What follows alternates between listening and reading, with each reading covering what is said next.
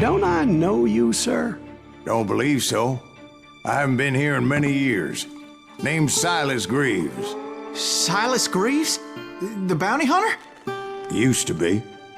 Well, what are you doing here in Abilene? Just passing through. Got a little business to take care of. Well, sir, it would be an honor if you would allow me to buy you a beer. Hell, son, it would be my honor to drink it. I'm Molly. Howdy. I'm Dwight. That's Jack and Steve. Ben's behind the bar. Oh, I bet you got some great stories. A couple. Any of them true? Jack, be nice. A few. What about your shootout with Henry Plummer's gang in Bannock, Montana? Is that where you started as a bounty hunter? That's what it says in this here dime novel. Don't believe everything you read in them dime novels, boy. First man I hunted was back when I was riding with Billy the Kid. You knew Billy the Kid? Damn right. That scrawny son of a bitch had no fear.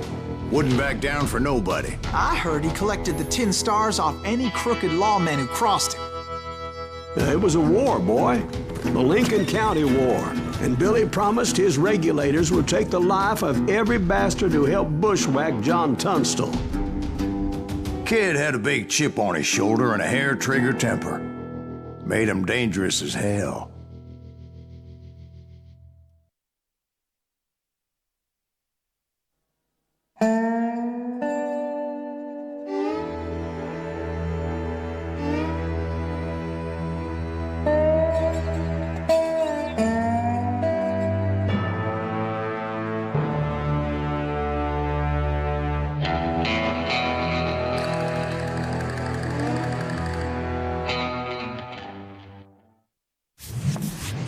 It was about 30 years ago.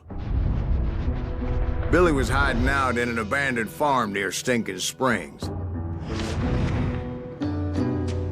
I threw in with the kid because the man I had sworn vengeance on was riding with Billy's enemies. But before I tell you why I want that sumbitch dead, let me tell you what happened that day. I was heading back to the hideout when suddenly I had this funny feeling. Funny, ha-ha? No, Steve. The other kind of funny.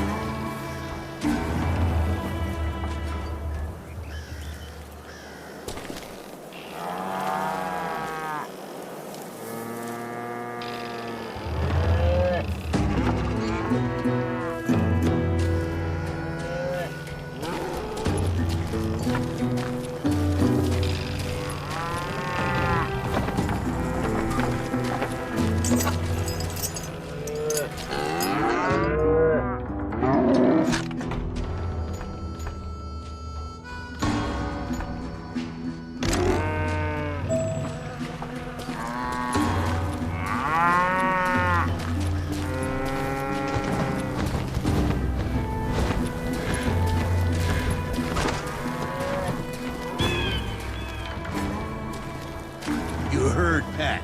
We need to stay here and keep an eye on the road. That's not fair. We're missing all the fun.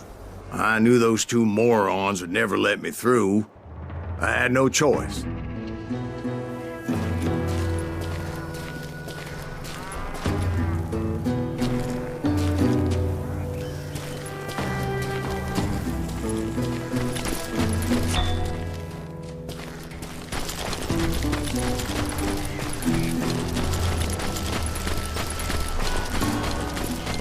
Who's that? Is he with us?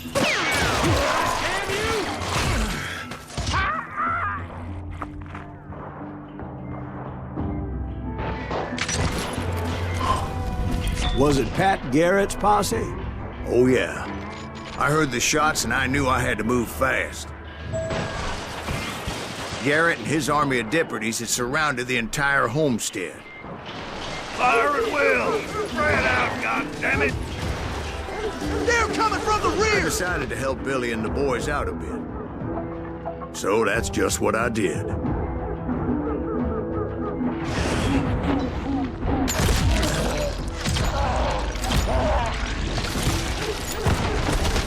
Hey, we have one behind us! Stay on it! governor of New Mexico was paying for the kid's apprehension, Garrett was able to hire every gun hand in Lincoln County.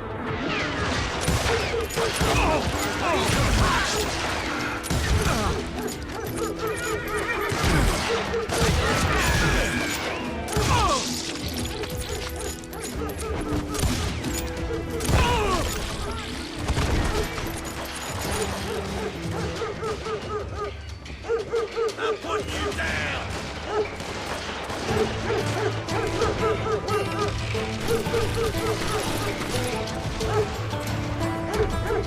You're dead!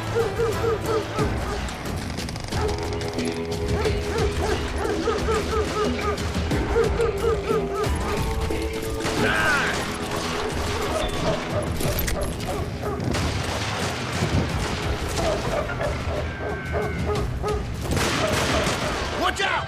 He's one of them! God damn it, he's right behind us!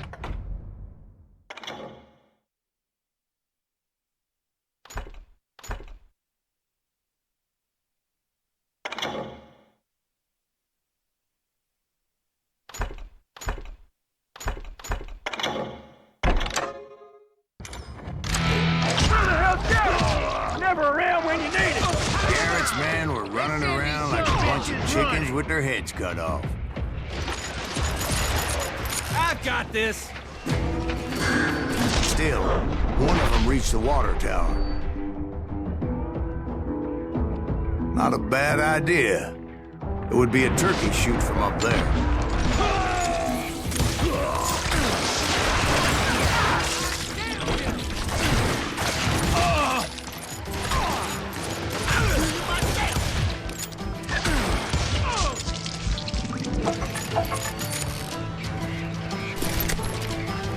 Luckily, these shooters Garrett hired weren't the sharpest tools in the shed.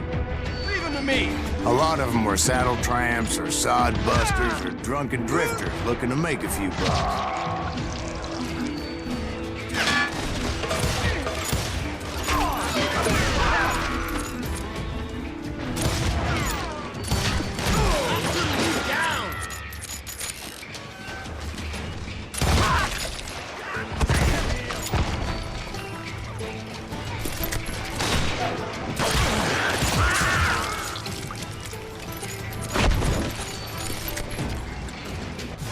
Then, I heard a friendly voice yelling at me from the window. Back door! We'll cover you! Try aiming, you idiots! Truth be told, He's in things the weren't window. much better behind the house. Watch your flank!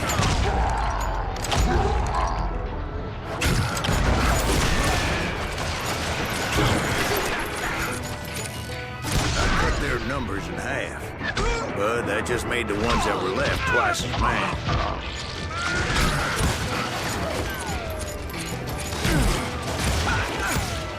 You think you can kill me too?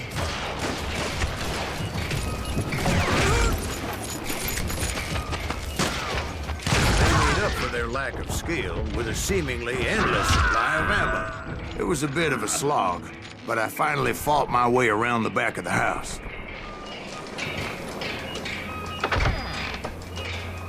And like that, I was You'll all be inside. dead, you None the bastard. worse for wear. I passed Dirty Dave, Deader than a rat in a trap! and upstairs I found Billy and Charlie Beaudry. How about that? Huh? You like that?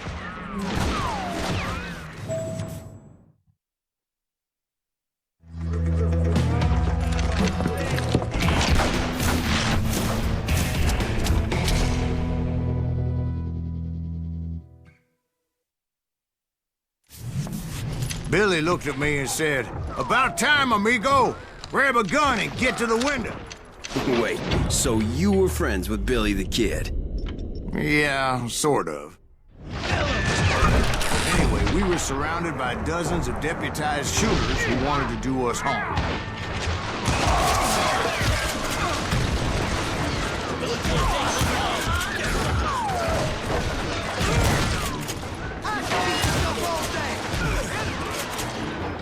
I think I got one!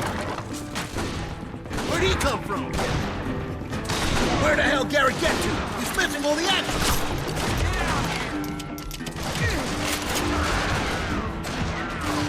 Someone shoot that bastard!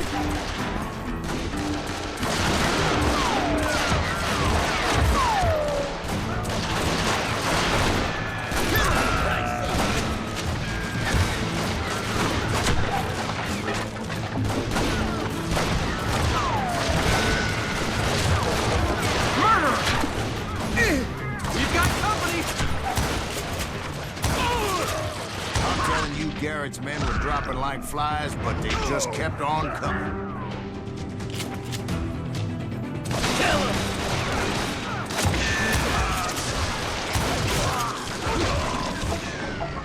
That's when Charlie got hit. Catching us in a crossfire, shouted Billy. Get to the other side! Where'd he come from?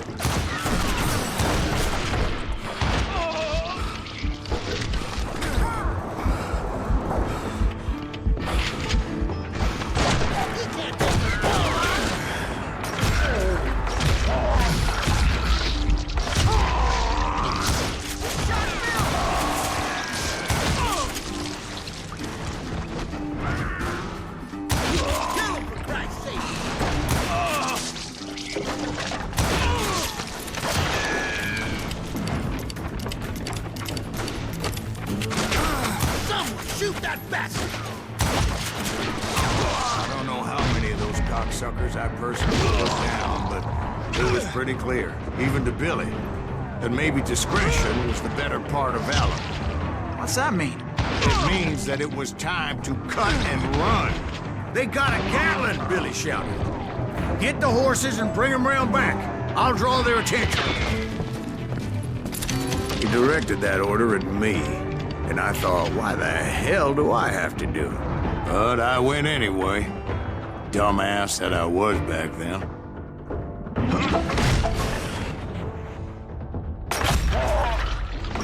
Make a run for it! Those poor sons of bitches are Many done would have for! fled in my place. But I had that false sense of invincibility that many young men have. Like Jack here. What are you saying, old man? Jack, he's just joshing with you now. Yeah, he better be.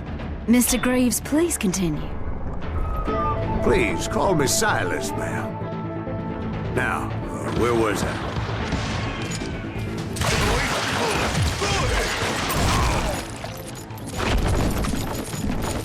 You were heading for the barn.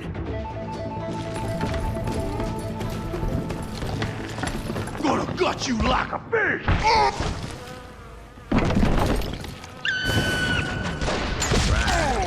Making my way past the castle and fallen foes.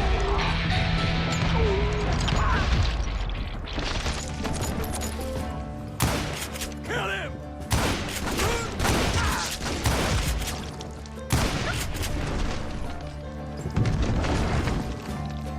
You can't hide forever!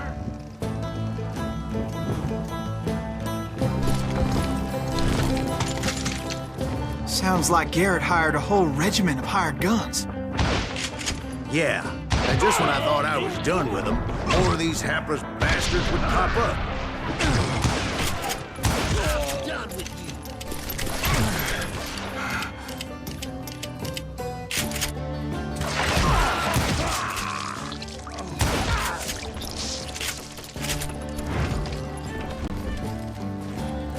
Finally, I had the stables within my reach.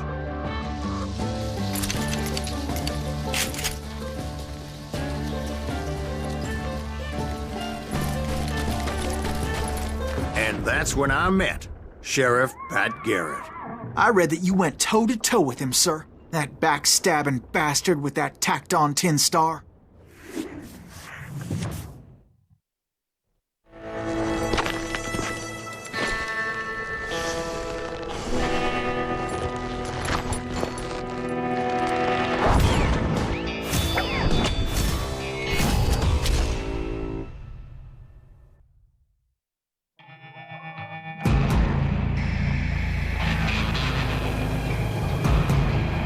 You challenged him to a showdown. You read that in a dime novel? It said he showed no fear as he took your measure with eyes like a rattlesnake.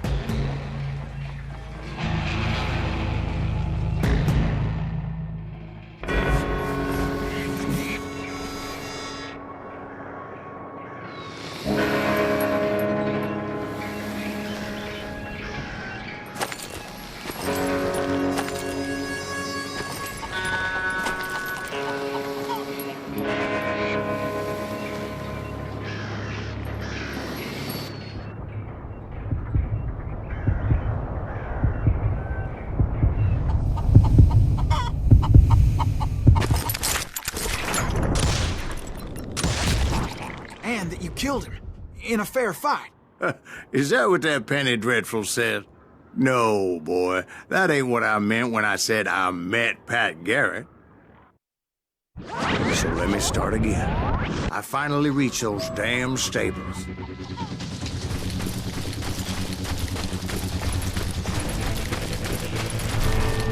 And stepped inside, and bam! Last thing I heard was Garrett's voice.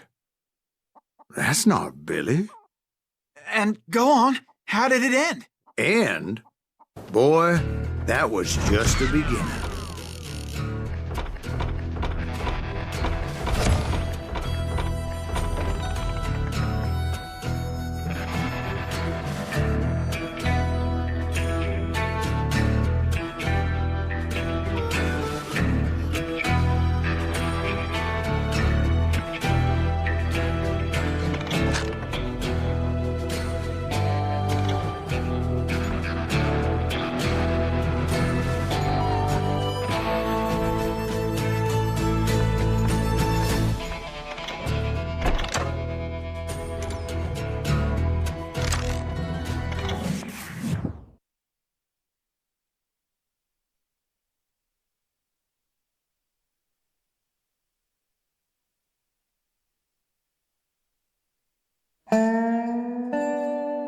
So what happened? Did Garrett arrest you? Yeah, after I came to, the bastard had clocked me with his Colt.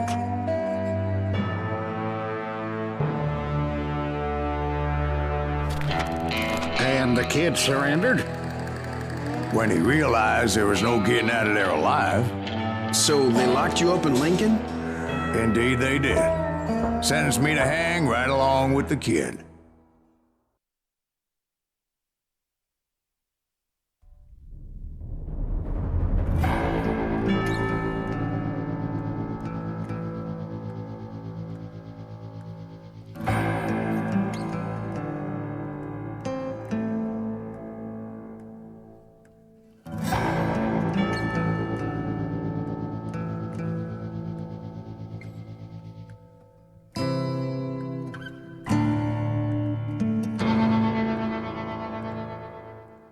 It's important to know that I was only riding with Billy so I could find the bastard I was after.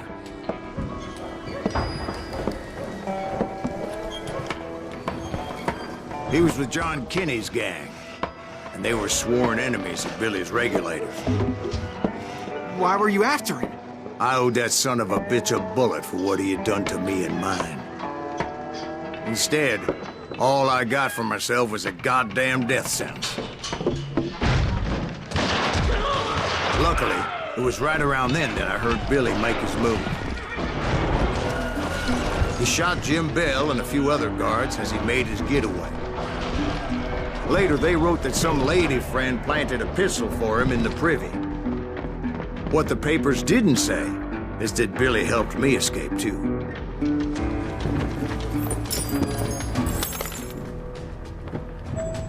My first order of business was finding a firearm.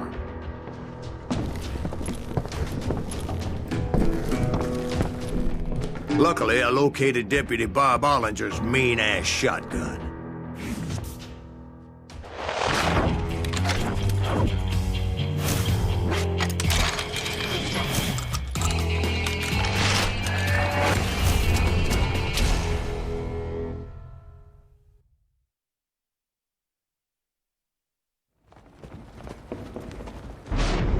I saw Billy through the window, and he yelled that I should take to the rooftops to make my escape. So I did.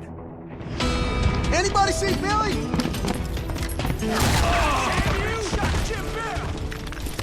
Hell yeah. That scatter gun was like a double-barreled howitzer. It could blow a man clear off his feet. You hardly had to aim the damn thing. The kids' escape raised a huge ruckus.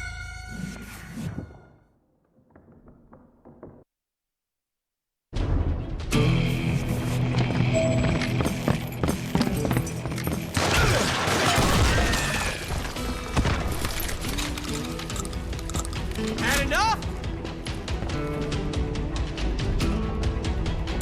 You'll die for this, you hear me?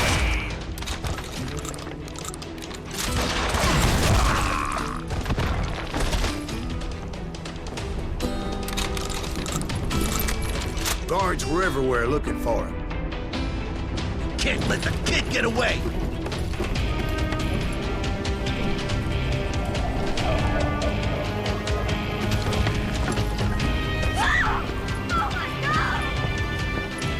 Anybody see him?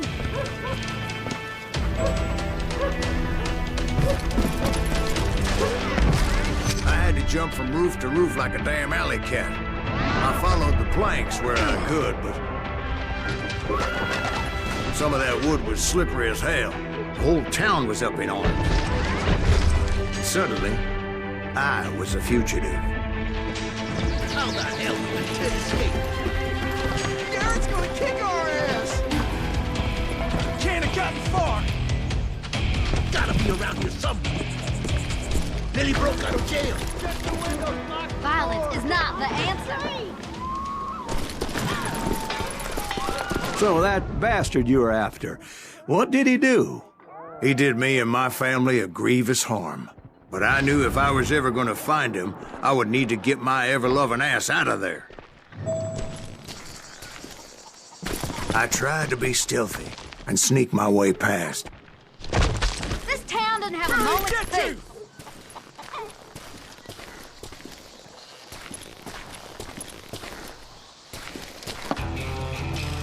You! But hell, if they weren't all waiting for me. Apparently, some of them thought I was Billy.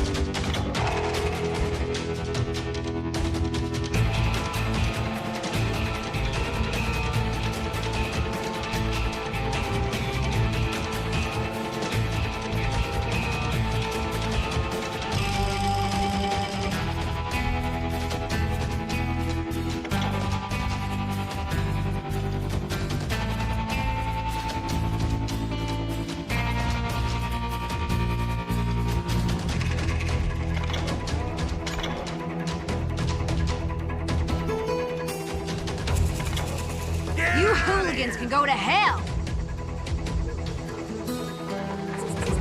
Stop him!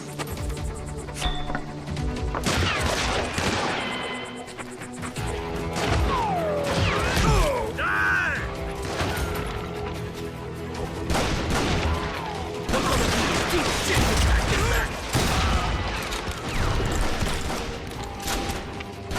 Want to see me do it again?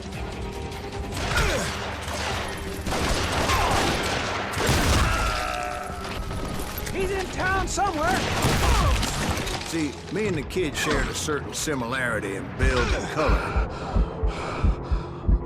I was just glad I had Deputy Bob's mean-ass shotgun.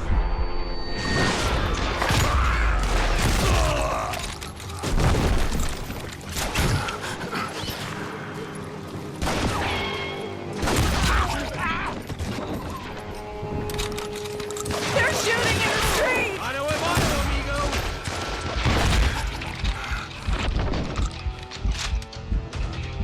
I'm here! Get your head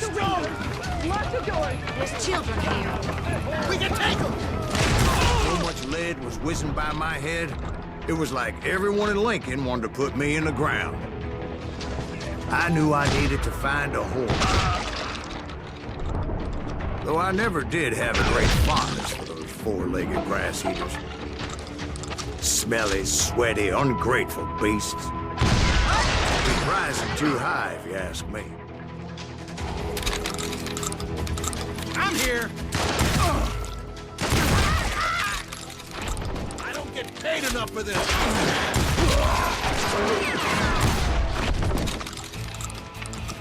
You're threatening the lives of innocent people.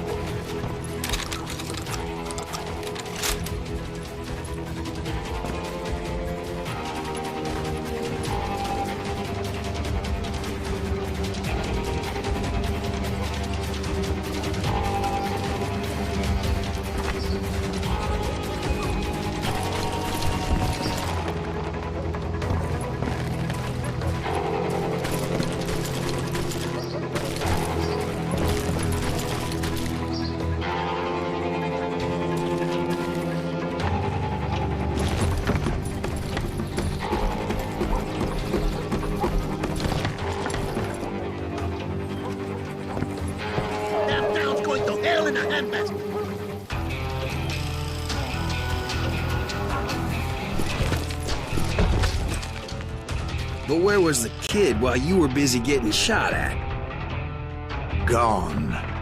And that's when it occurred to me why Billy set me free.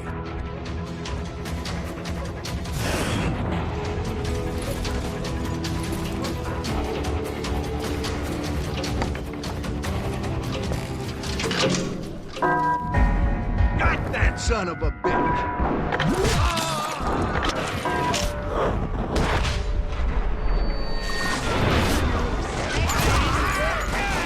So I could be a hapless decoy and draw attention while he snuck out of town.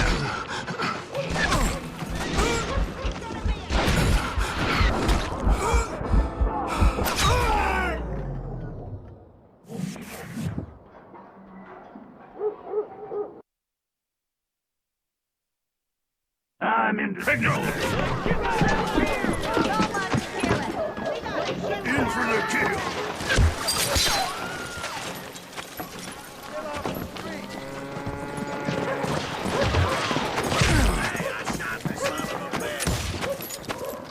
There he is!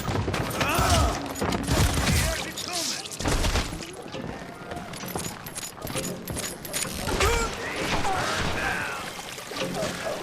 Come on, that son of a bitch!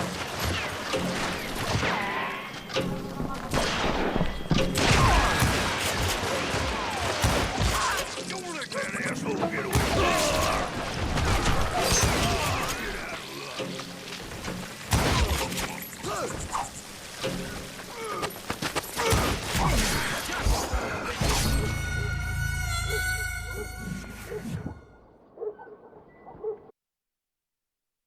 I'm invincible!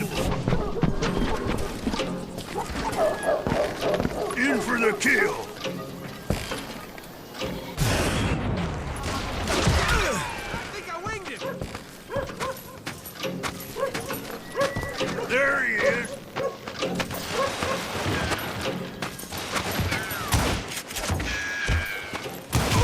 Don't let that asshole get away with this! Boy, you are a kid out of luck.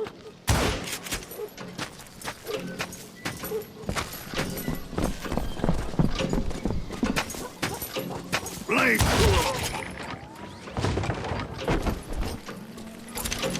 You can run!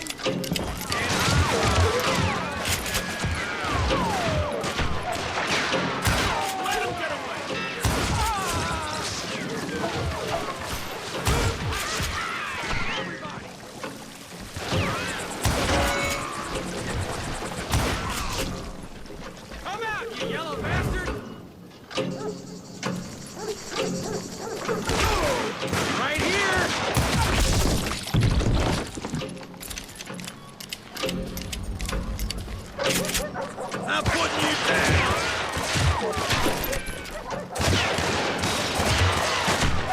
Cover your head! Get the women off the street! Arm yourselves! Stop him! How the hell did he get away?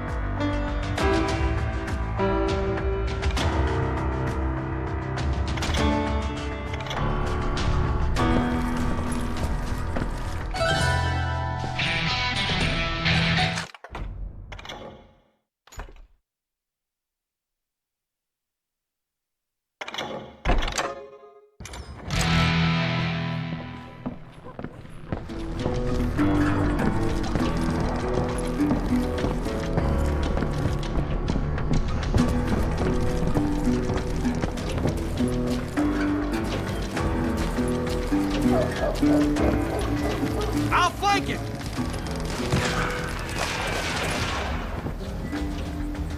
We're gonna be in deep shit with that get back!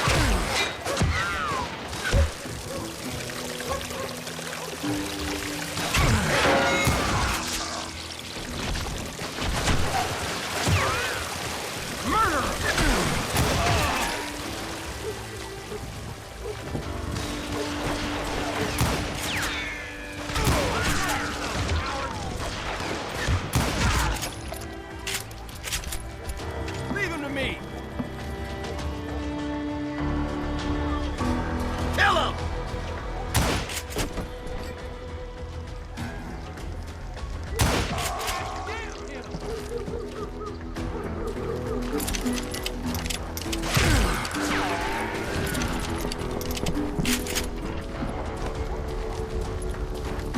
Can't hide forever!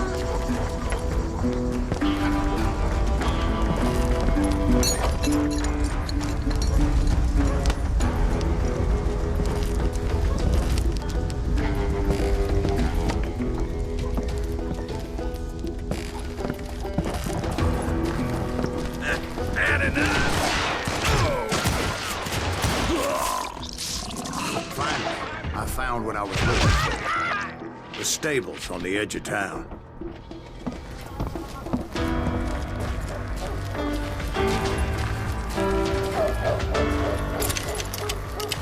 I guess Billy saved your ass, taking out Bob Ollinger the way he did. Billy didn't kill Bob. Sure he did. He dispatched him right after he shot Deputy Bell. No, sir. Because Bob came right up behind me, angry as hell that Billy had lit out. "Hello, Bob," I said. "I think you better let me go." And he says, "I don't think so, boy. Not with my shotgun." So we stood there in the middle of the street. eyeball to eyeball. He intended to kill me, and I knew I had no choice but to defend myself.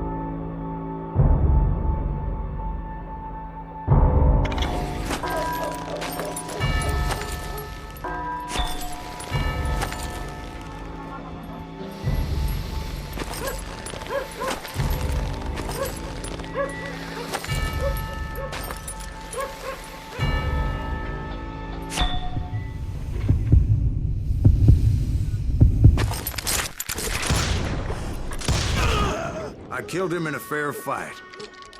Everybody saw I had no damn choice. Well, Lincoln got a mite depopulated that day. Pat Garrett gunned down Billy 3 months later, so his escape was all for naught anyway.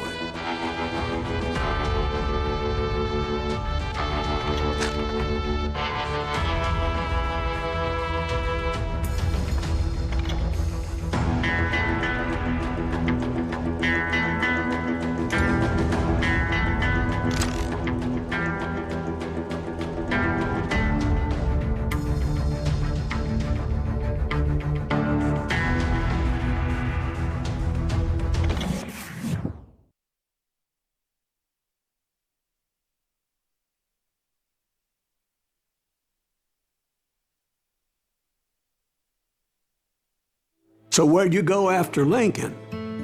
Mexico. Until I realized nobody was looking for me.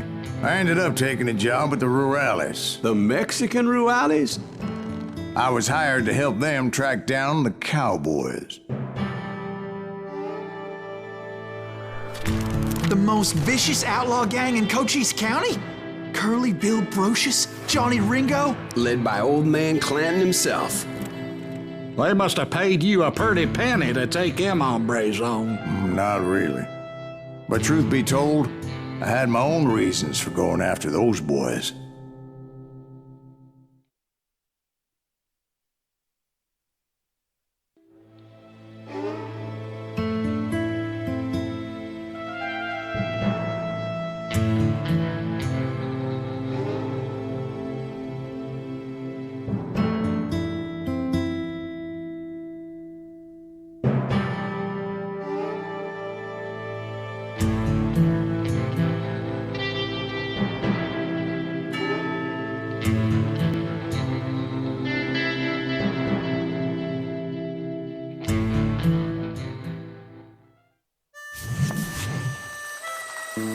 So was the bastard you were after now riding with the cowboys?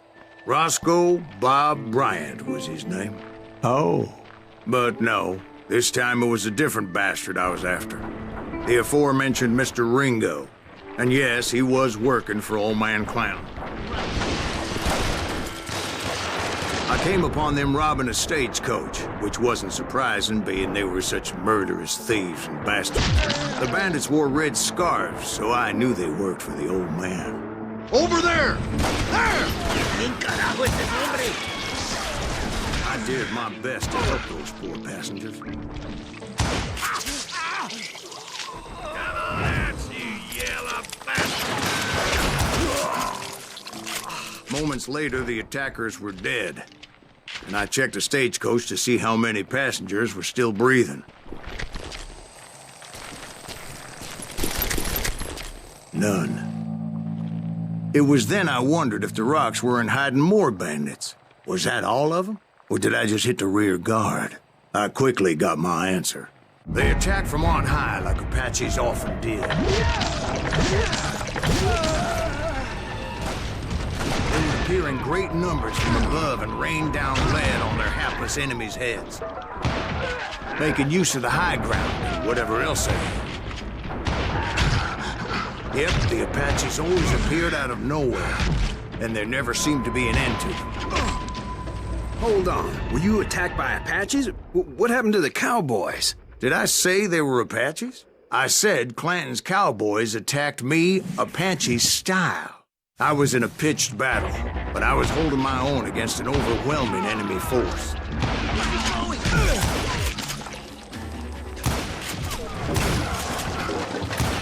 See, at the time, I was still pretty green and would often blunder into regrettable situations.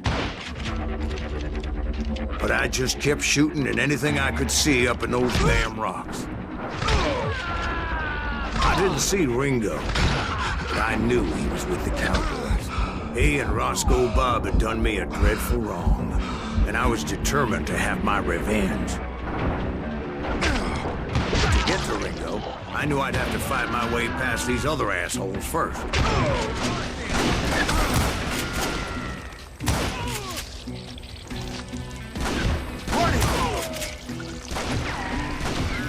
Unfortunately, I was running out of ammo. Another perfect example of my relative inexperience as a hunter of men. I immediately knew that a tactical retreat was called for, as my vengeful fury was much less impressive without the bullets to back it up.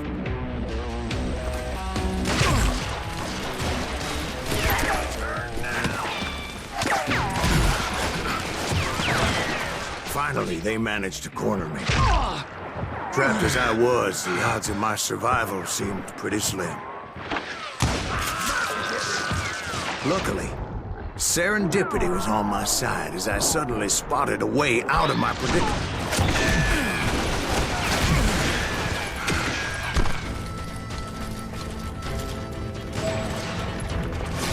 I ran ahead as if the devil himself was after me.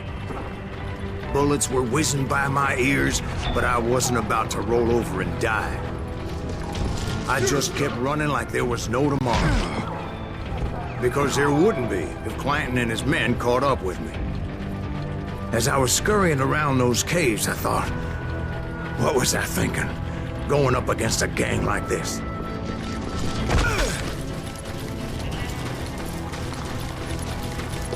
Nowhere to run! I just kept running, not knowing where the hell I was going.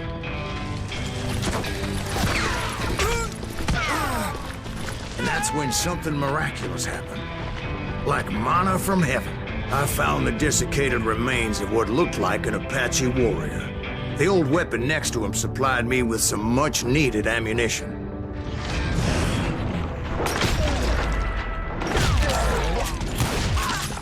Bat Masterson once told me it was more important to be lucky than good, and he would know.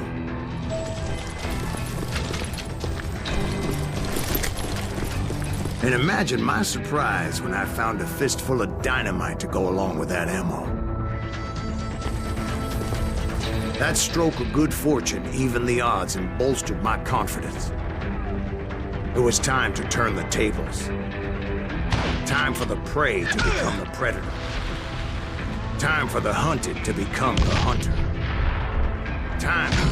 All right, Jesus, we get it. They were right where you wanted them. That's right, Jack. I was done running. And the old man's boys were not expecting me. No, sir. I came at them like a wildcat. My fury knew no bounds.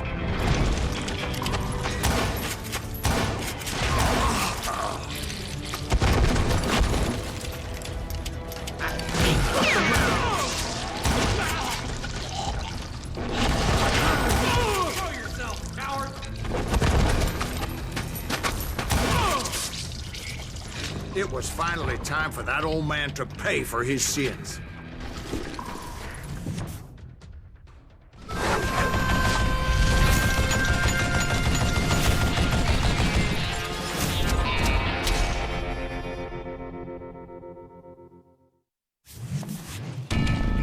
I yelled out at the top of my lungs, "Clanton, I'm coming for you!"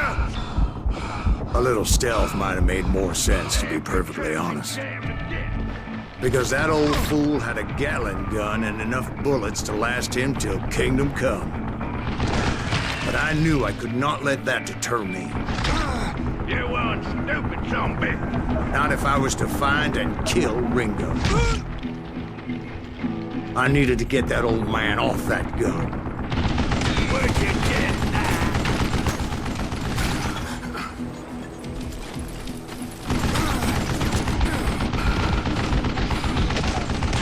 What I ever do to you?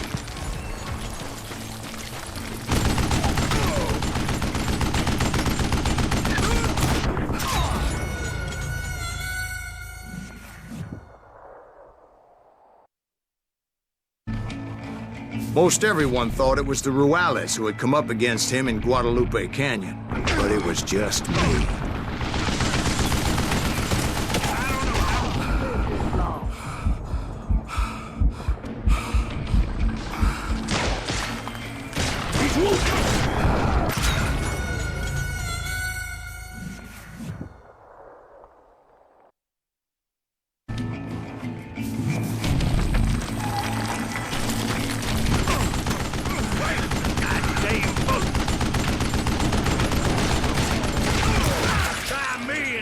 You coward!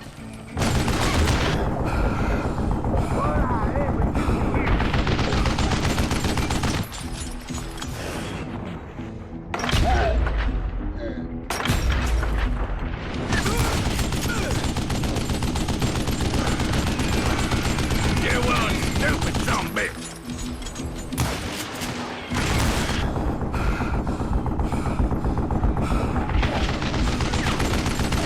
Would you just die?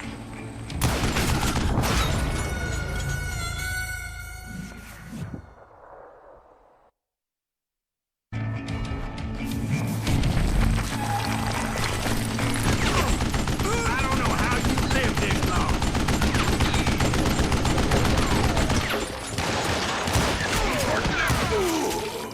But these are good men.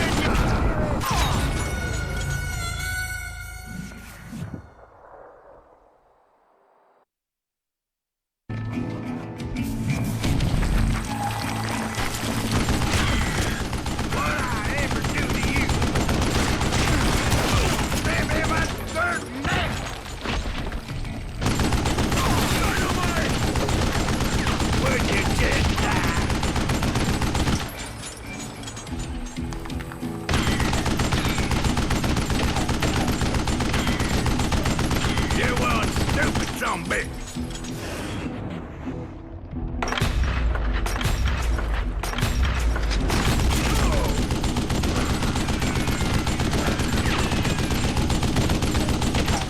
Waste the goddamn bullets!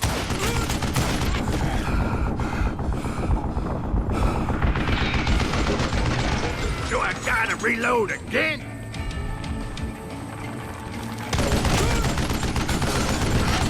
I don't know how you live this long.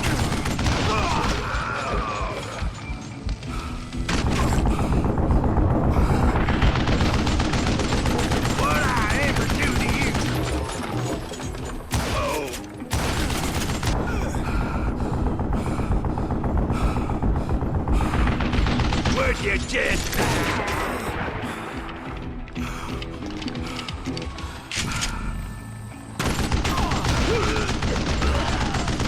You want to do something?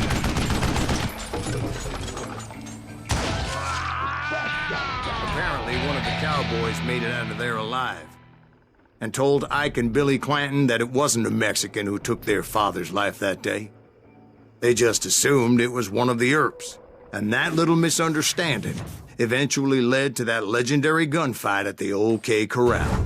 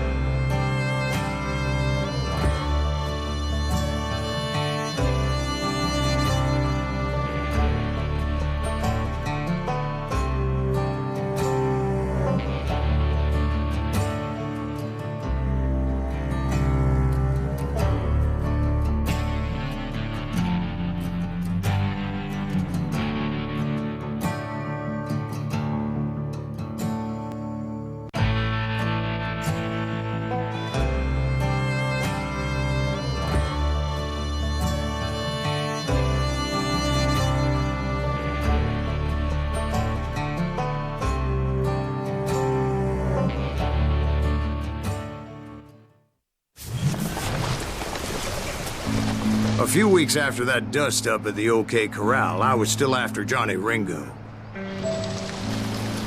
I had tracked him and the cowboys to their hideout at a sawmill, and they were loaded for bear.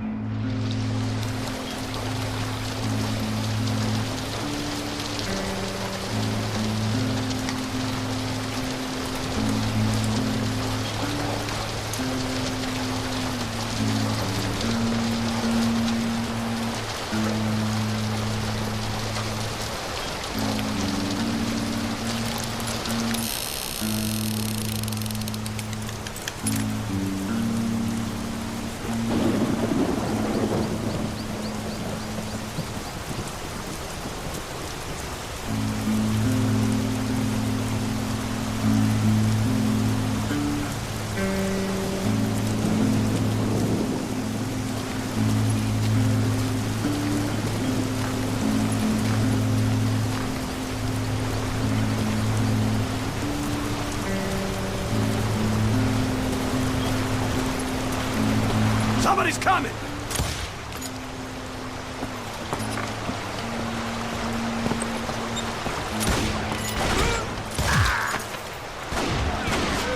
So, what exactly did Johnny Ringo do to piss you off? Well, him and that other bastard.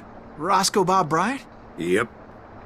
They both deserve to die, and I promise I'll tell you why.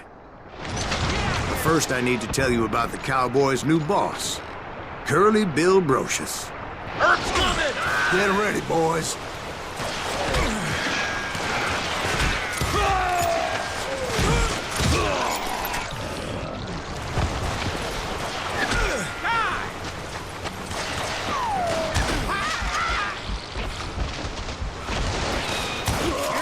Curly Bill took charge of the Cowboys upon the old man's demise, and after that gunfight at the OK Corral, the Clantons wanted revenge.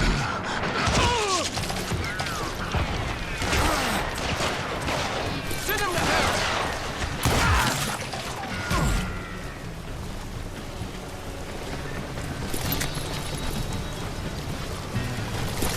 Kill that stupid son of a bitch!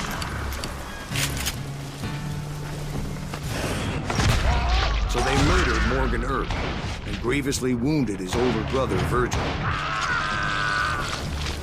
Get him from the side!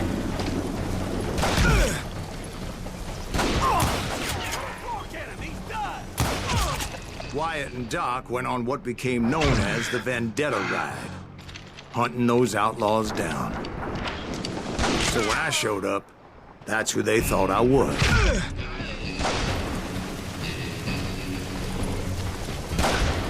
ain't Herb, is it?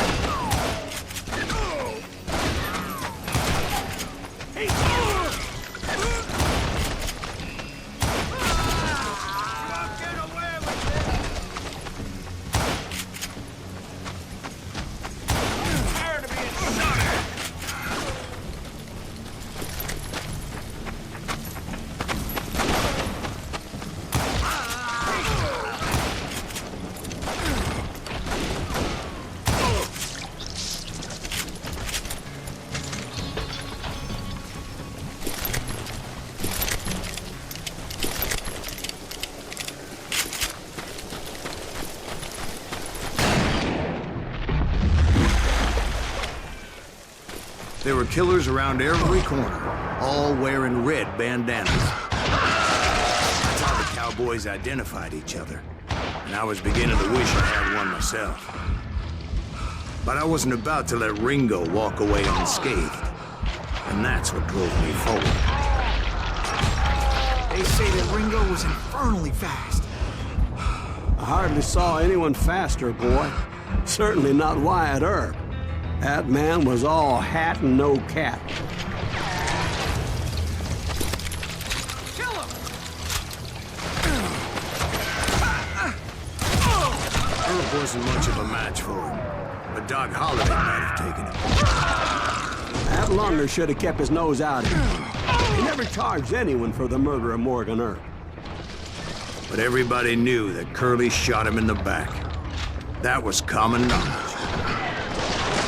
Maybe so, but Ringo had nothing to do. He was just being loyal to a friend. Is that what you call it? Being loyal? Well, to get to that loyal friend, I had to pass by some buzzsaws as big as a man.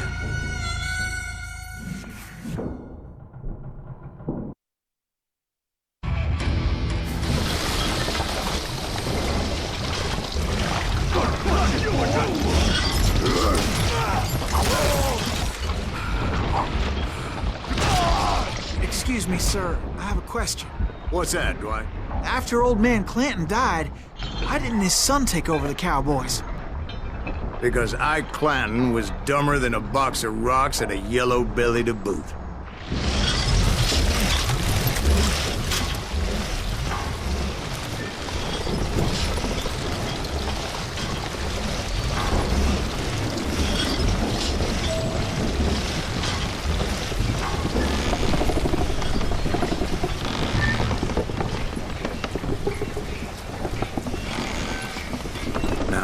Where was I? Taking down the entire cowboy gang single-handed. Indeed I was, Jack.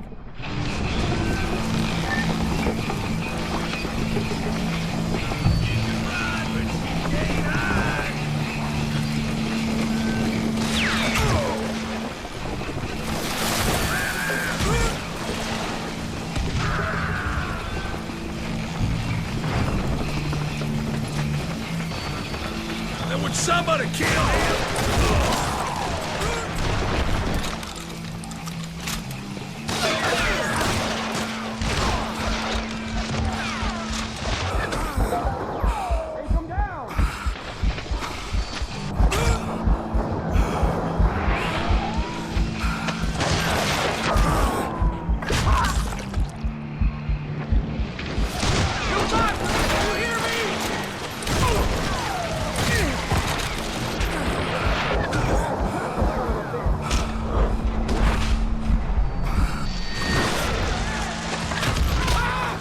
It wasn't easy, as those boys had good cover.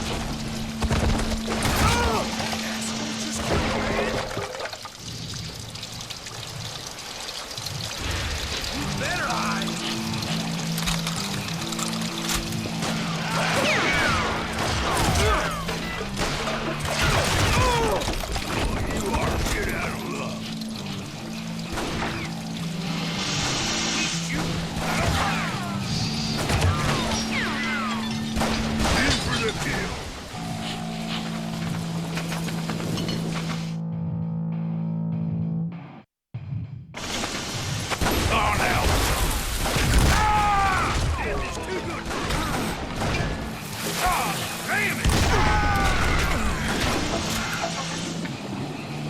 Die for Christ's sake! I got a lot of bullets.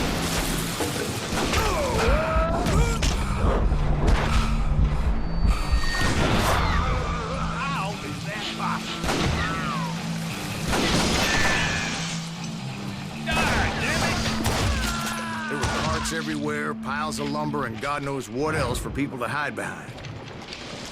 That really was one hell of a sawmill. Quite an impressive operation.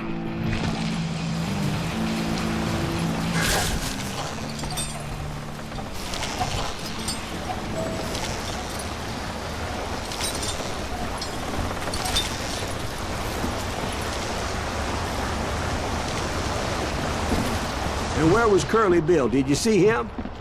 I'm about to get to that, Ben. Patience. I'm painting a picture here.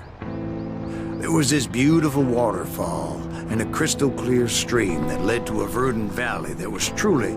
Consider your picture painted. What happened next? Well, finally the bastards that were still alive made a last stand.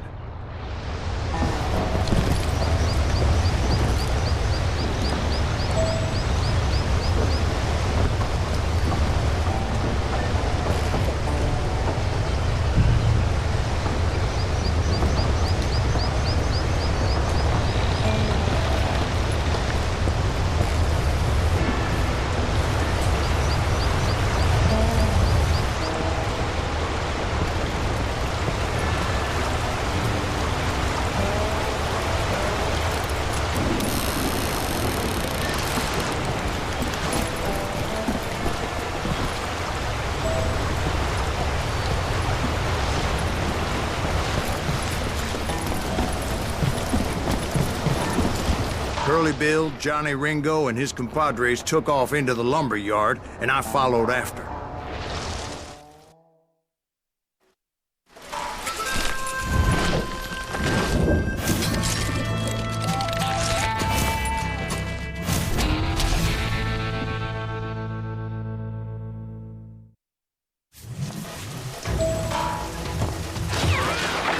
Are you saying they ran? Cowardice was not in Ringo nor Curly Bill's nature. No, sir. I never said they were running scared. They just wanted me on the open. Time to dance with the devil! Come on out, son!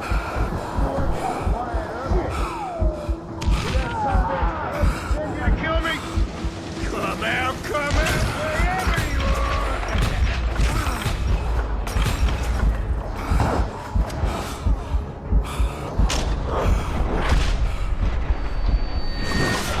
What in tarnation?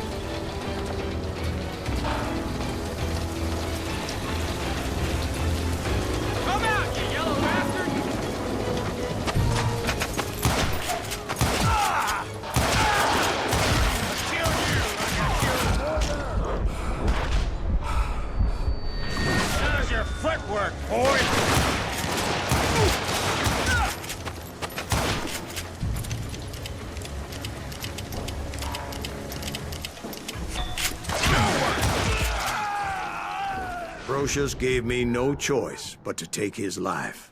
But Ringo was nowhere to be found. I knew you didn't kill Ringo, because he was found dead in a different location altogether. To this day, his killer is still unknown. Indeed. Took me a few months before I finally tracked his ass to West Turkey Creek Canyon.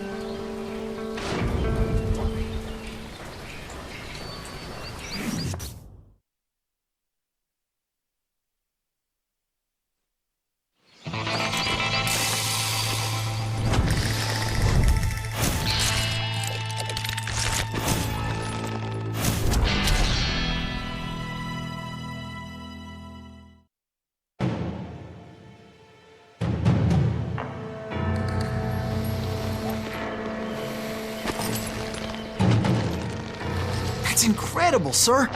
I always thought that Doc Holliday was the one that killed him.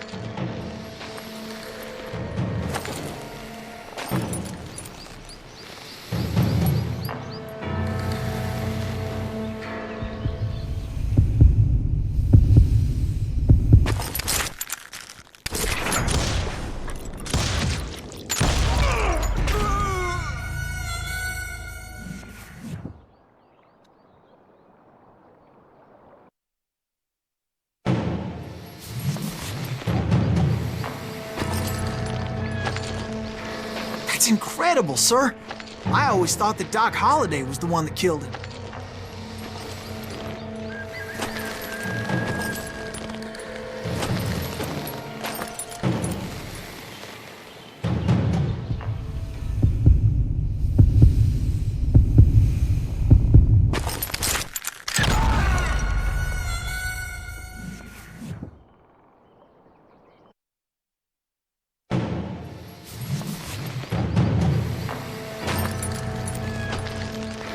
That's incredible, sir. I always thought that Doc Holliday was the one that killed him.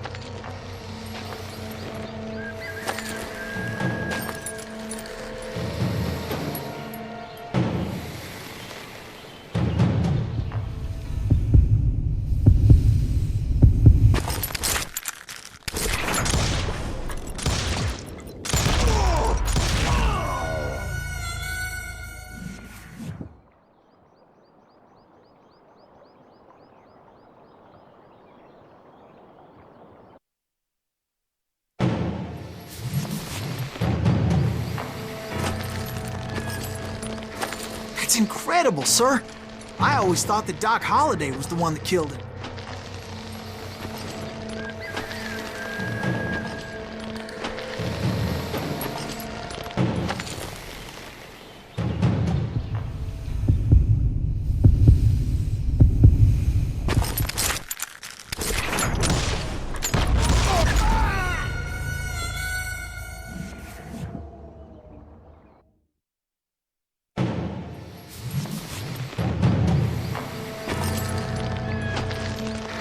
That's incredible, sir. I always thought that Doc Holliday was the one that killed him.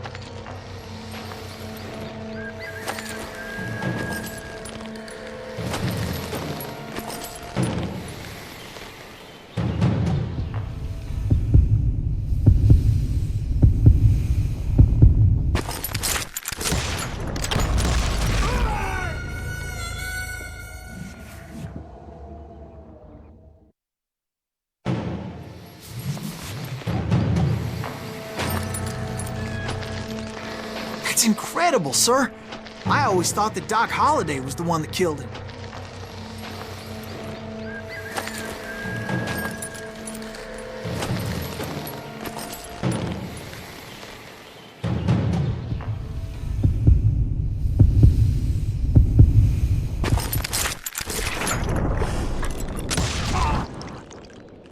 Sorry I had to ruin the legend for you, boy.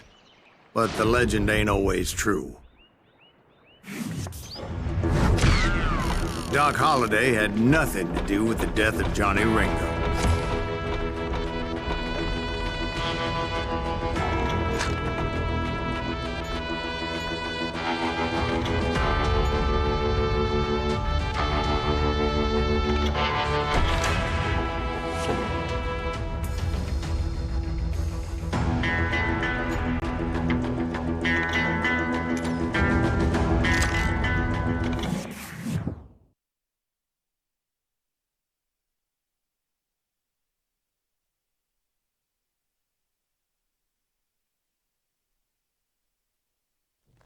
I was paid a healthy bounty for Ringo and Curly Bill, and realized there was real money to be made. That's why I went after Henry Plummer.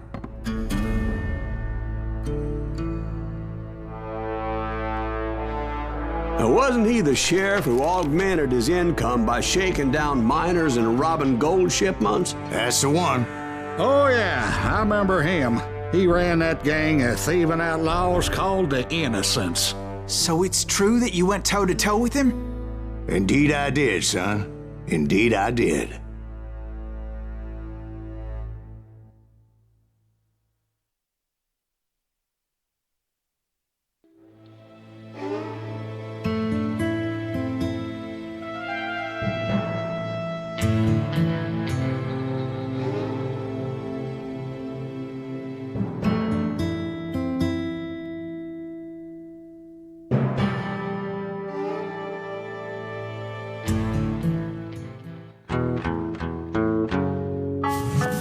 I knew I needed resources if I was going to track down Roscoe Bob Bryant, and hunting Plummer looked like a good way to get rich quick. As the local vigilantes exposed him as the leader of the bandits, and put a generous price on his head. Plummer rallied his gang to plunder one last gold mine before making their escape, and that's where I thought I'd find him.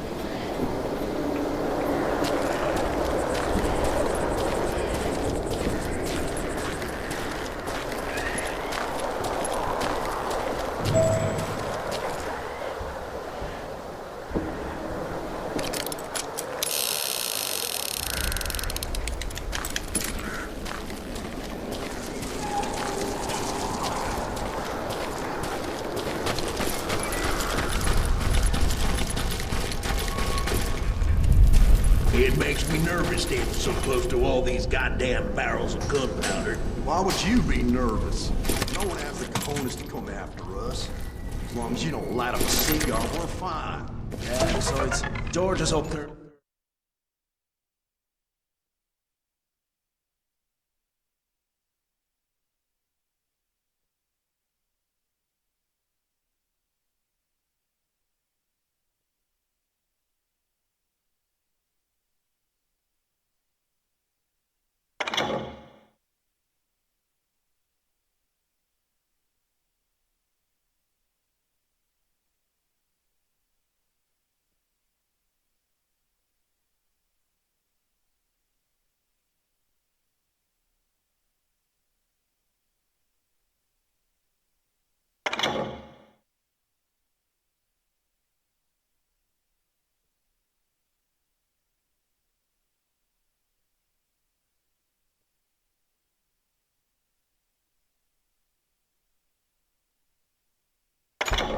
On the rocks with that rifle of his, nothing gets past him.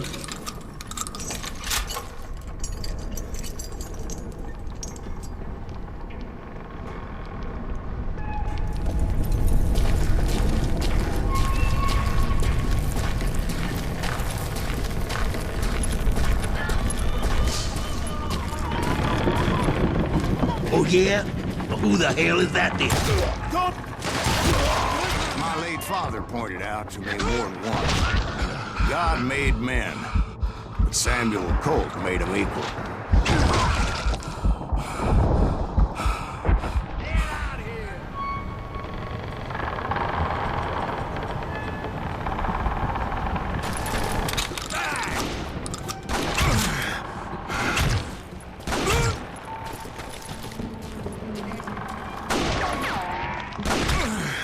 I'm done with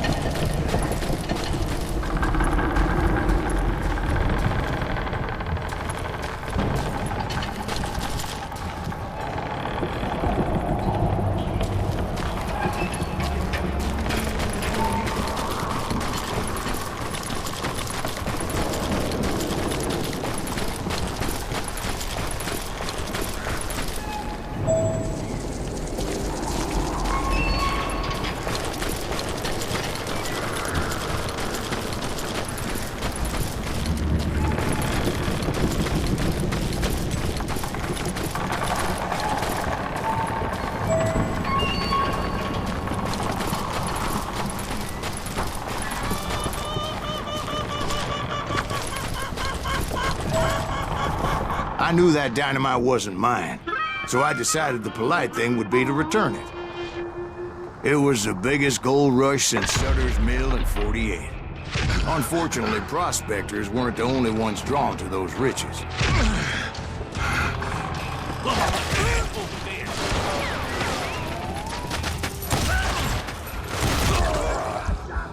There were thieves and killers, robbing travelers and hijacking gold shipments. Like those that ran with Plummer. Some were just regular folks I knew from town, drawn by greed and easy pickings. Charlie Crow, the blacksmith. James, who worked in the stable. Sam and Jeremiah Barber, the butchers. Plummer had a lot of men on his payroll. A hell of a lot. Some of bitch pretended to protect the public with one hand while stealing them blind with the other. Of course, the rest were veterans of the Civil War. Stone-cold killers trained on the bloody fields of Shiloh and Antietam. He set up a defensive perimeter which I had no idea how to breach. I thought I was some kind of hero.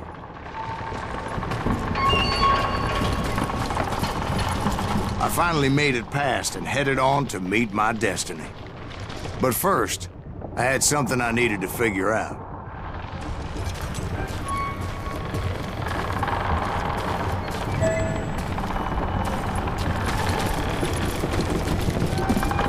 I had a few ideas on how to get into that mine, but once I made my decision, I knew there was no turning back.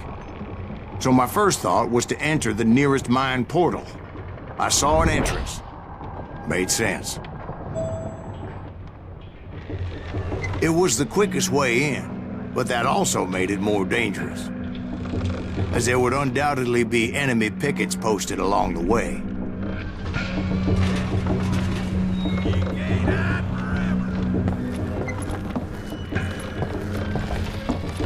This is our gold now.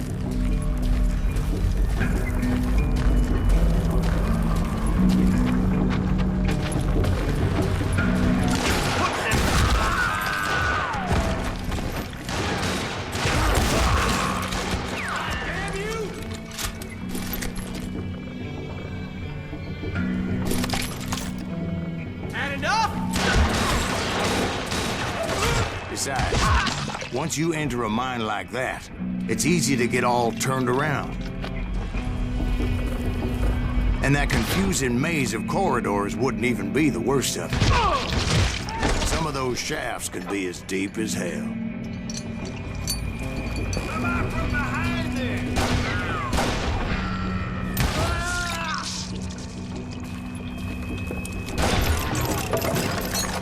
I'm ending you! A single stumble or misstep can easily end in a deadly plunge to oblivion. I'm ending you!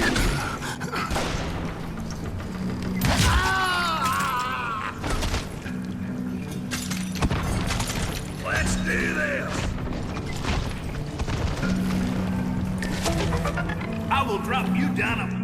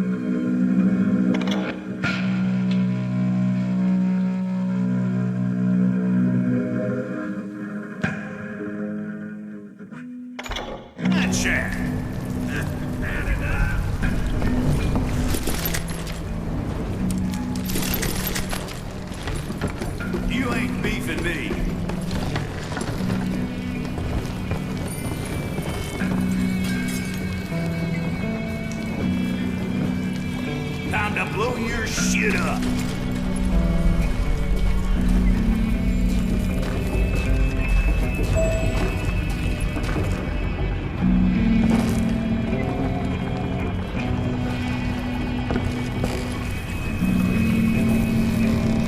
You must be about out of bullets.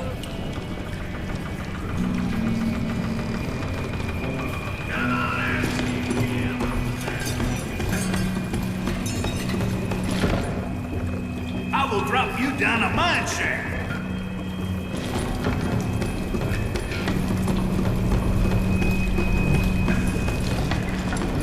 I do not deserve to die like this.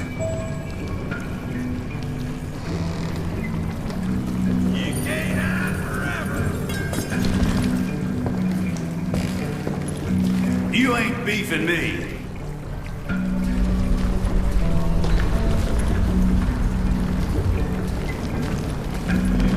Quick reflexes often make up for a lack of common sense. Luckily, I was never one to be easily bushwhacked. I would just need to be careful not to blow myself to kingdom come.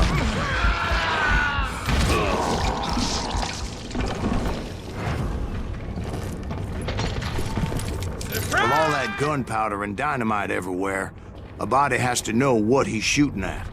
You're dead.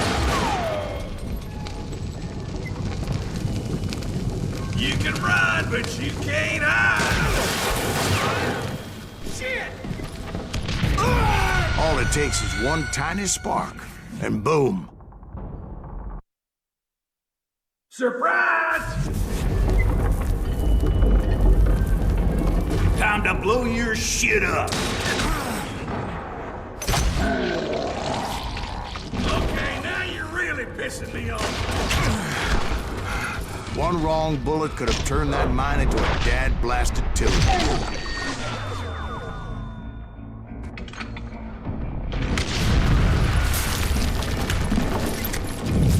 I freely admit that my plan of attack is not just moronic, but clearly insane.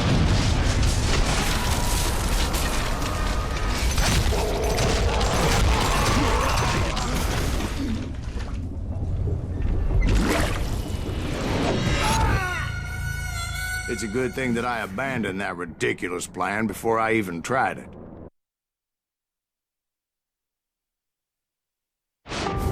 Instead, I spotted a ladder, a way into the mine from the opposite side.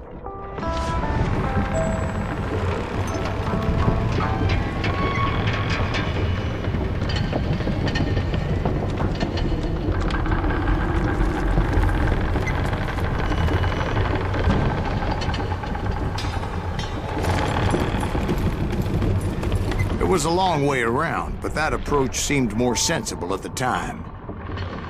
Of course, being I had a problem with heights, that scaffolding scared the bejesus out of me.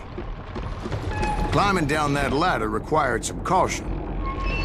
Because even though I had a younger man's reflexes,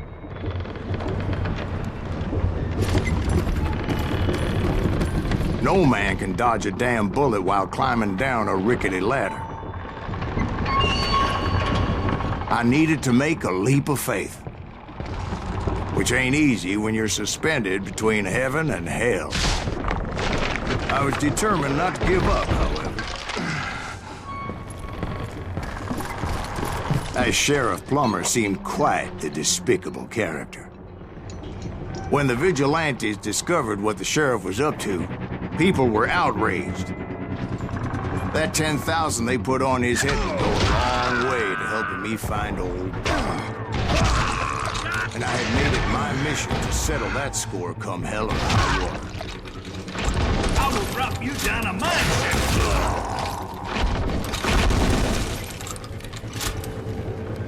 But first, I would have to make a choice. Take the elevator or climb the ladder.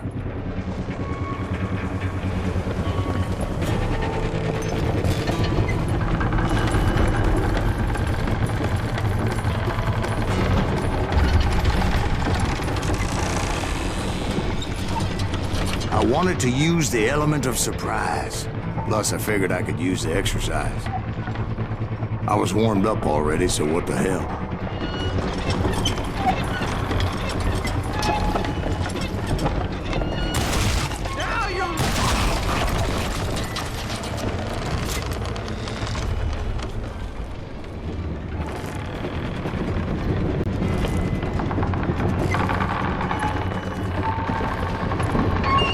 was a mad dog killer, and the people of Nevada City deserved better.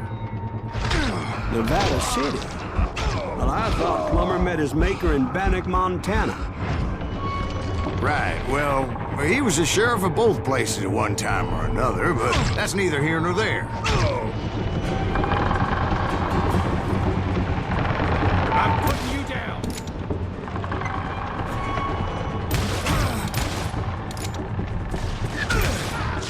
The point was, taking him down would save a lot of lives, including my own.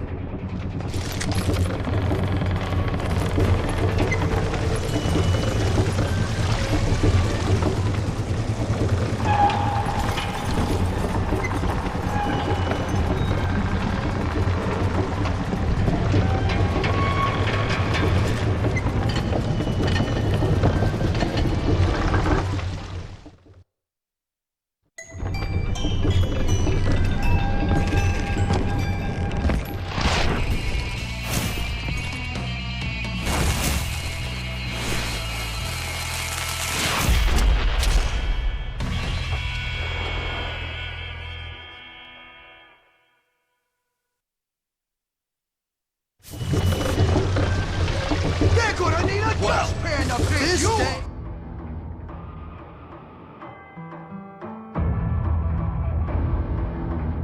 Is just getting worse and Plummer worse was for clearly you. unhinged, and I could see right away that this was gonna take some doing. You ain't taking me! Run!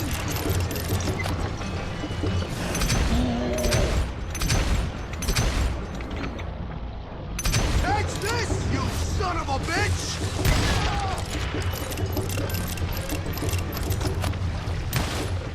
I'm going all medieval on your ass! That one! Didn't I need some help here!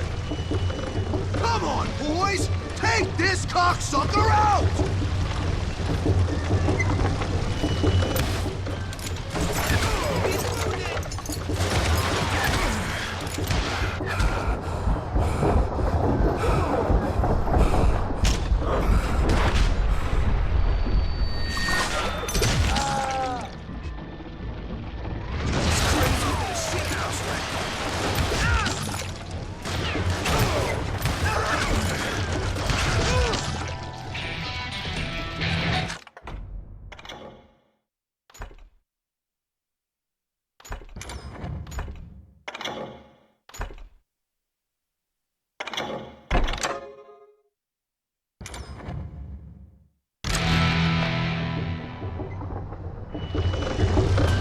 Gonna blow you into next week, boy!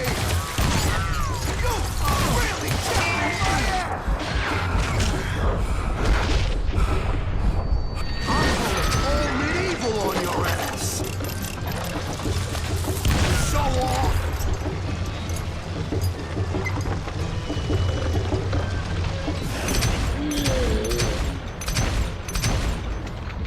This is gonna hurt! I can shoot too!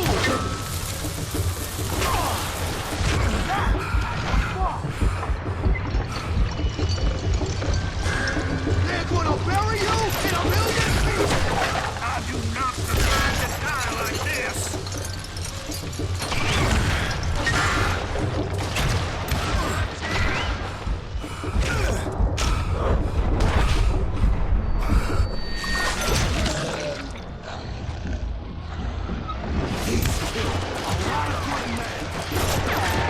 You can shoot, but can you aim?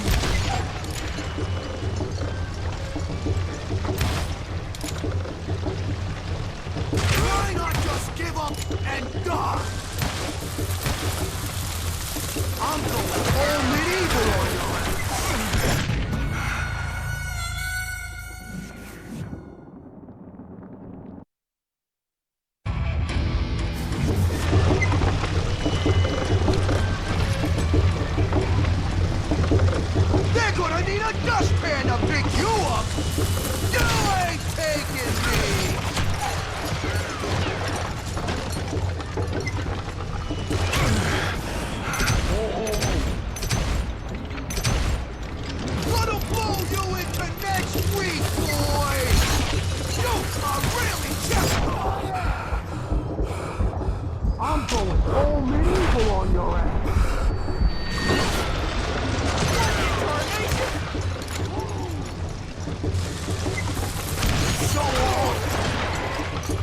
Time to die! They're gonna need enough man to pick you up! Nice shot! Bet you can't do it again!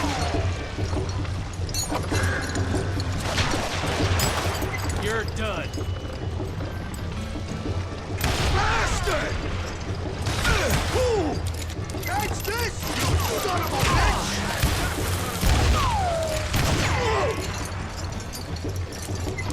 Do you know who we are?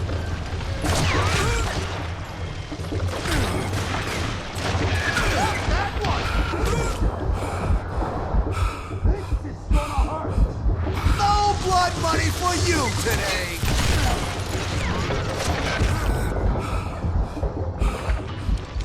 They're gonna bury you in a million pieces! You can't take the innocent!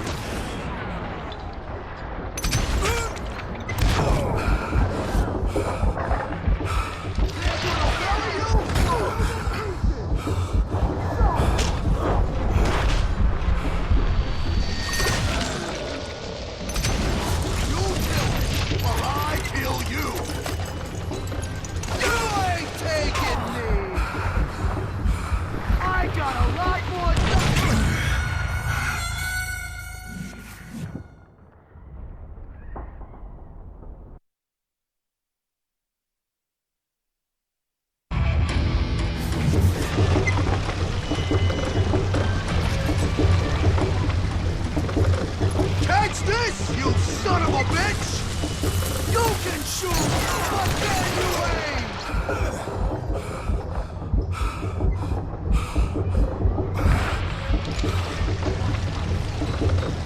I'm going all medieval on your ass.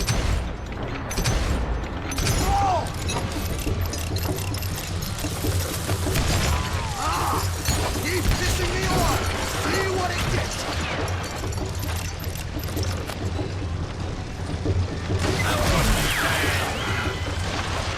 What do you think you're doing?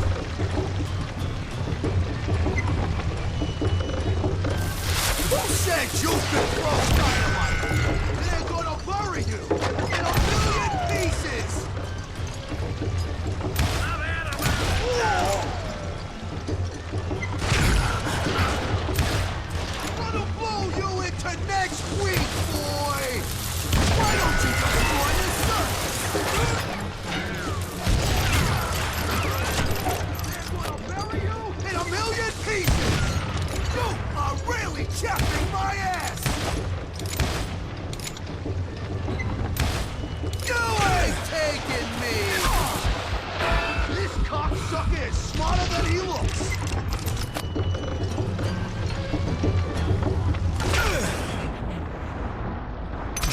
Oh, he's so cool!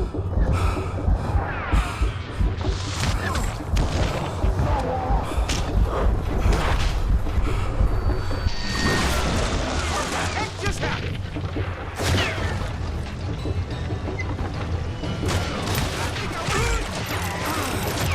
You can shoot, but can you aim?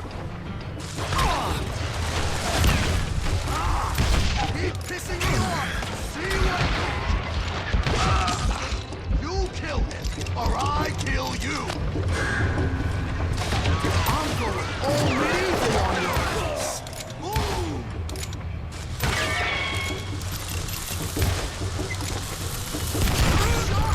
Bet you can't do it again!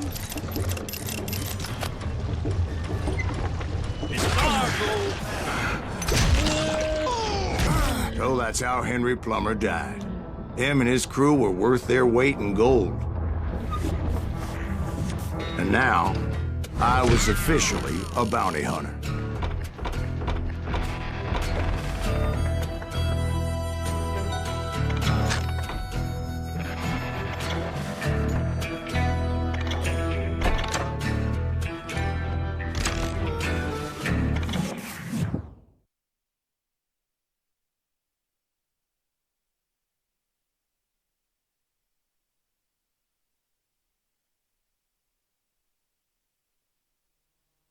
So, did you finally go after that Bob feller? Well, I heard word he was in Kansas with John Wesley Hardin, so that's where I went. Where in Kansas? Abilene. Why do you ask, Ben? No reason. Was Hardin as fast as Ringo? Ringo was fast, but John Wesley was as fast as the devil himself.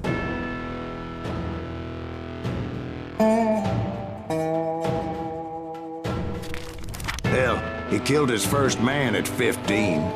From that day forward, he had a price on his head and wouldn't back down for nobody, not even Wild Bill Hickok himself.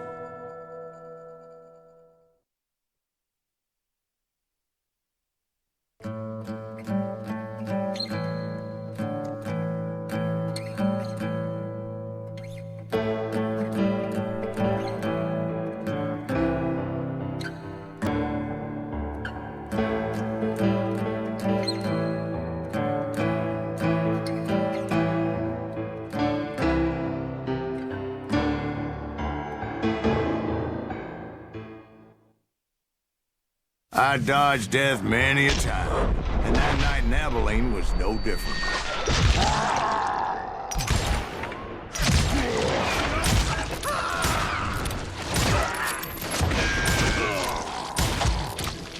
Watch where you I was there with the intention of finding that bastard Bob and collecting the bounty on John Wesley.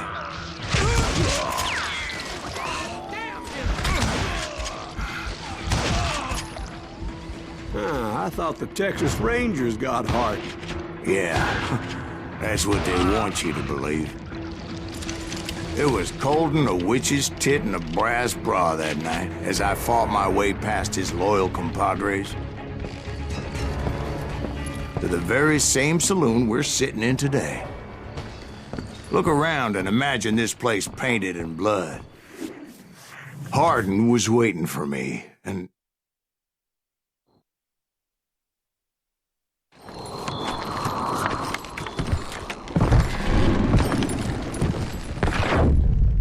wait, I'm jumping the gun here. Let me back up and give you some background on this sumbitch. He deserves that much. Don't you think so, Ben? John Wesley Hardin was a killer. By the end, he confessed to taking the lives of 42 men. Fathers and husbands, brothers and sons, men with families who cared about them. Families who put up money in hopes of finding justice. He was a bona fide folk hero by then, and had amassed a gang of armed miscreants and other assorted thugs. He and his men set up camp outside of town, and I was hoping Bob was among them. Damn it! Shoot that son of a bitch! They didn't ask why I was there. They knew. As most of them were wanted as well. I figured Hardin was here somewhere, but to get to him, I'd have to get past his gun hands. And that was easier said than done, as most of them were as foolish and full of bravado as I was. I had to spill a lot of blood to find out Hardin wasn't in that camp.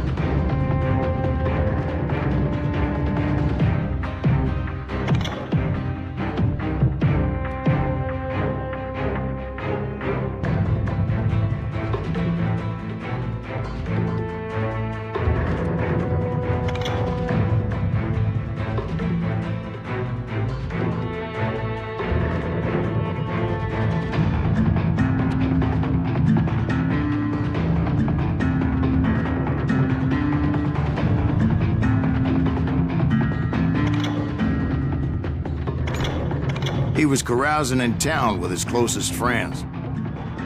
Hardin's boys apparently didn't want me to reach the Bull's Head. Some were hightailing it into town to inform their jefe of my unwelcomed presence. Tell Hardin someone's coming for him. Stop that,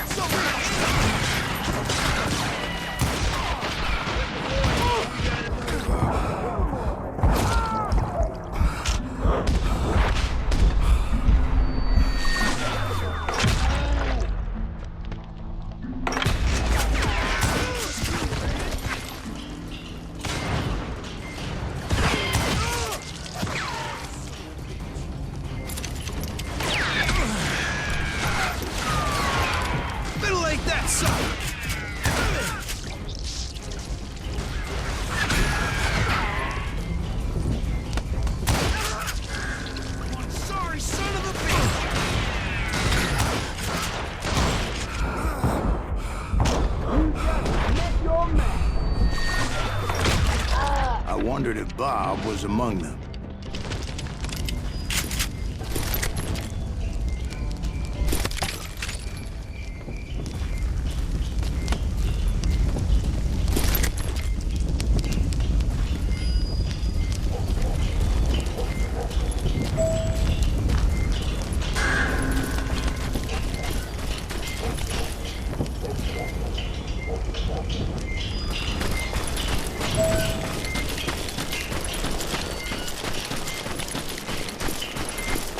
And I steeled myself for the fight ahead.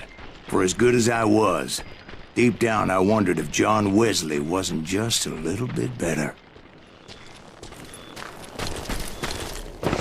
Before I could test my mettle against Hardin, however, I would first need to dispatch his cadre of hired killers.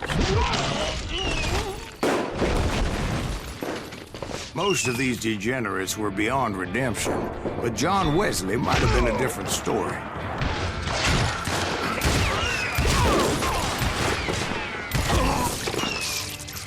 I didn't learn until later that that night was in fact his birthday celebration. Shoot him! Shoot him!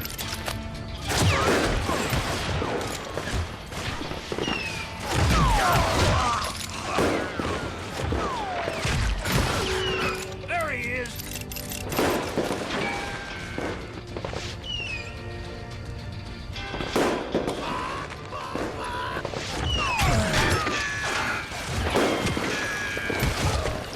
God damn him!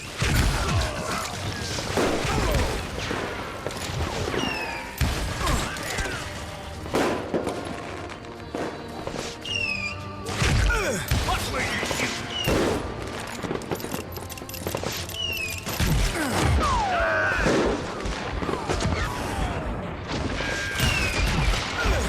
Can't get a good shot at him.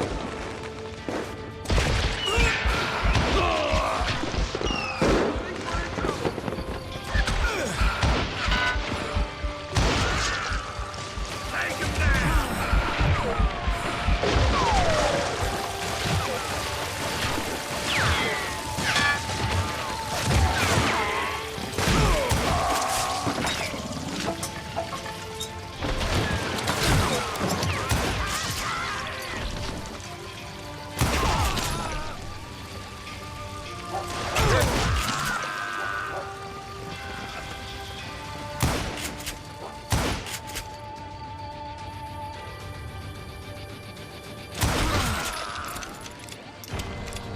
I think I already mentioned that I found Hardin in this very saloon.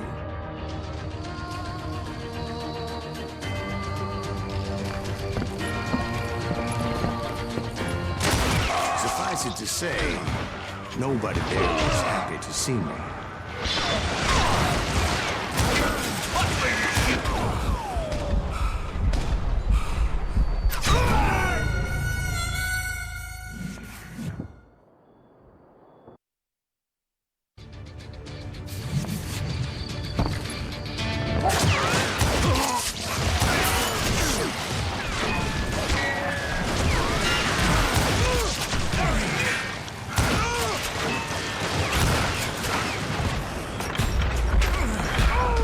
In fact, I felt a certain hostility.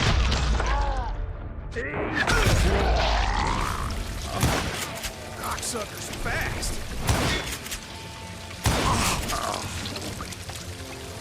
You better hide.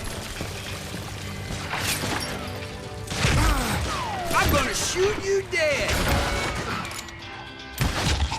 I was disappointed that neither Bob nor John Wesley were among the dead. But that was short-lived, as a moment later I was facing down the fastest gun in the West.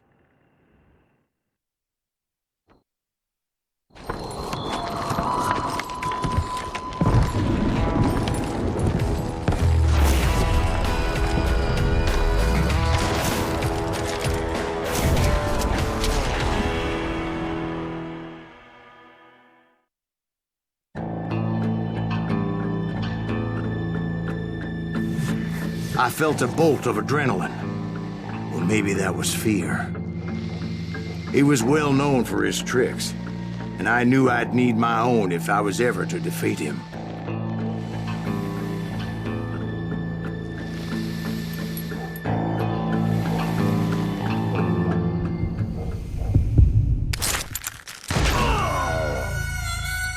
No, wait! He didn't hit me then. I'm sure of it.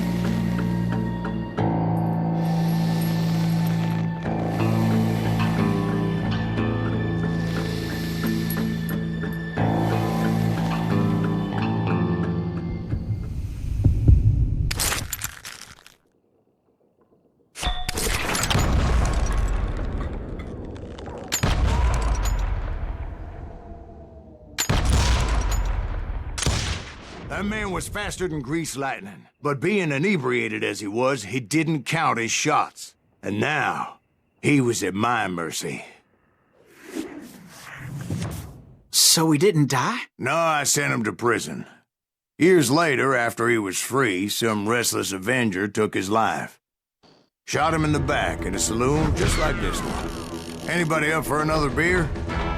Ben?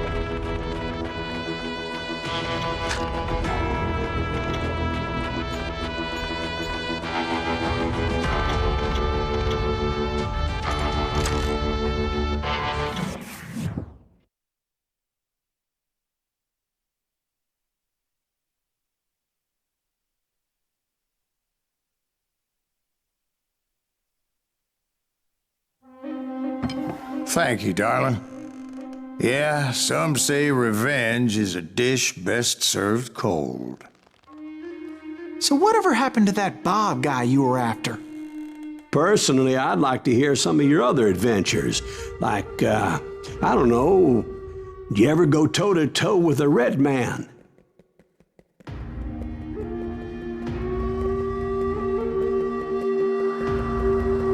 Yes, I did, Ben.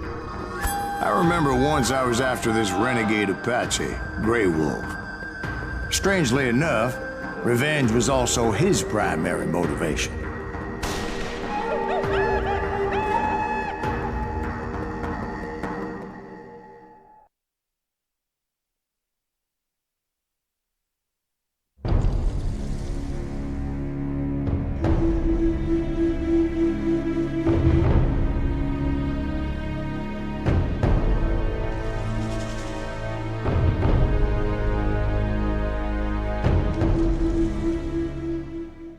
bounty was put on Grey Wolf's head, and that's how I came to hunt him in the mountains. Mountains so high they tickle the nether regions of heaven.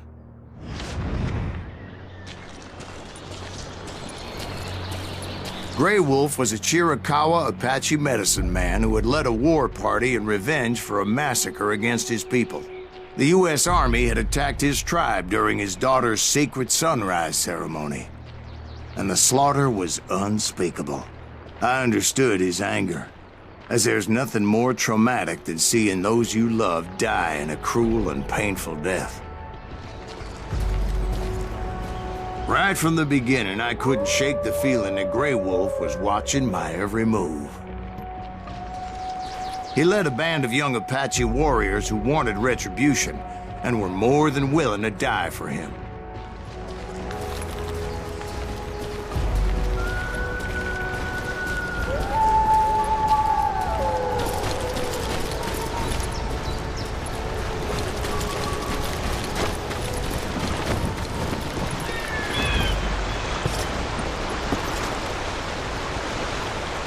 They saw me before I saw them.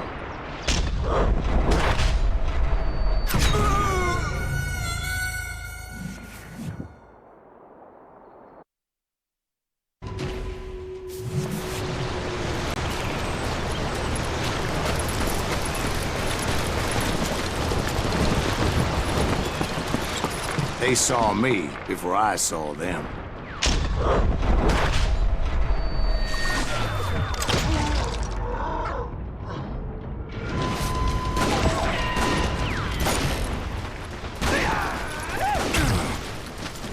And it crossed my mind that maybe this wasn't such a good idea. But now that the shooting had started, there was no backing down.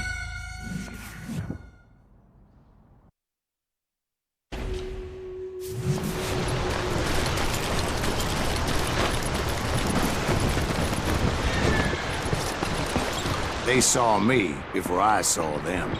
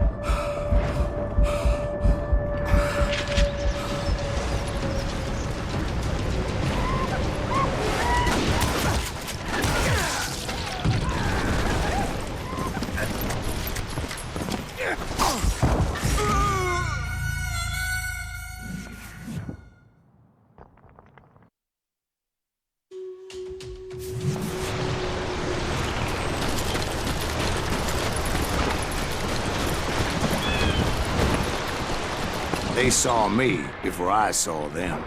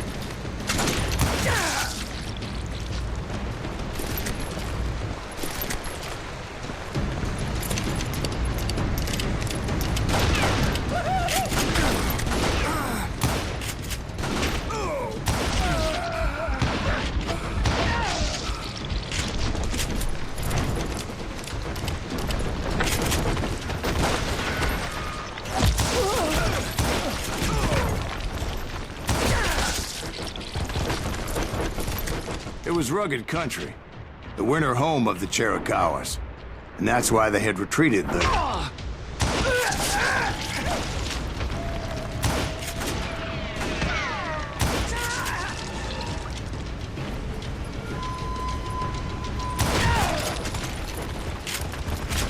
I admit to having some regrets about going after them the way I did. But then again, I got a lot of those.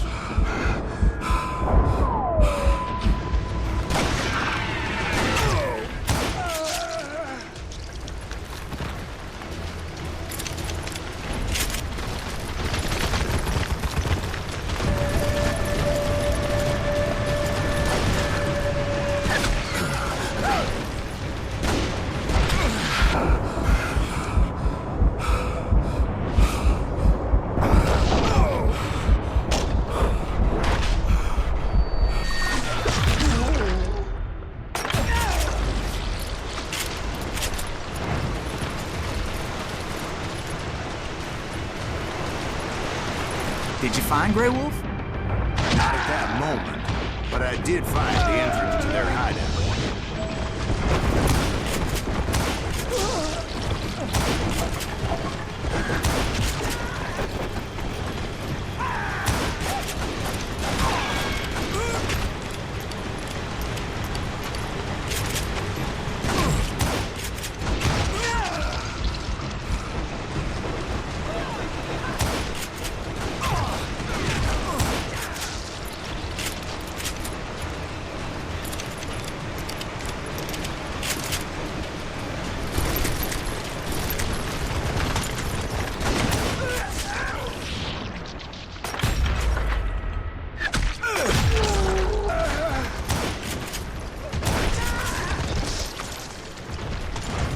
Deep crevice that led to a deeper cave. You tell me you went in there. Yeah, but it's not out of bravery so much as pure, angry cussedness.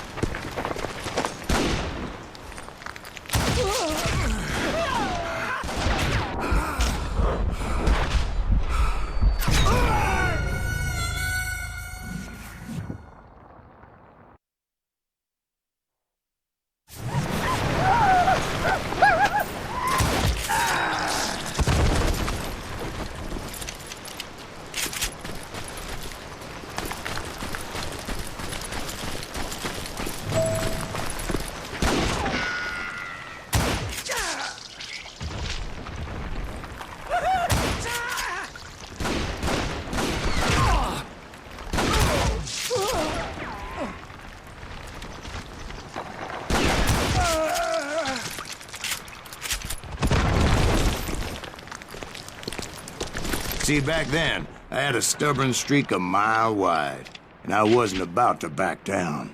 So it was like pitch black in there? Actually, it was pretty well lit, as they had torches on the walls.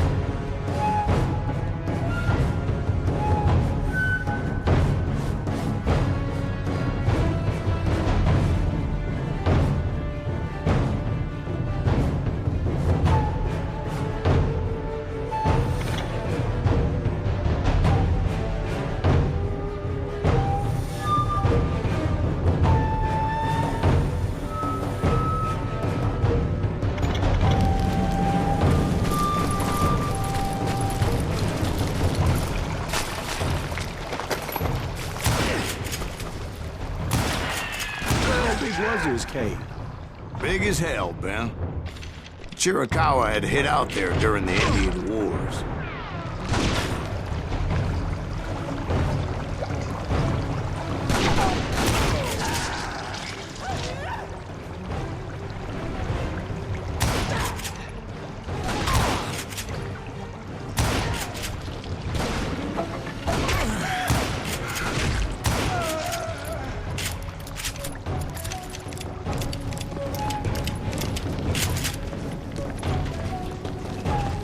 They thought it was haunted with the ghosts of those murdered by the horse soldiers. The cave was haunted with dead Indian ghosts?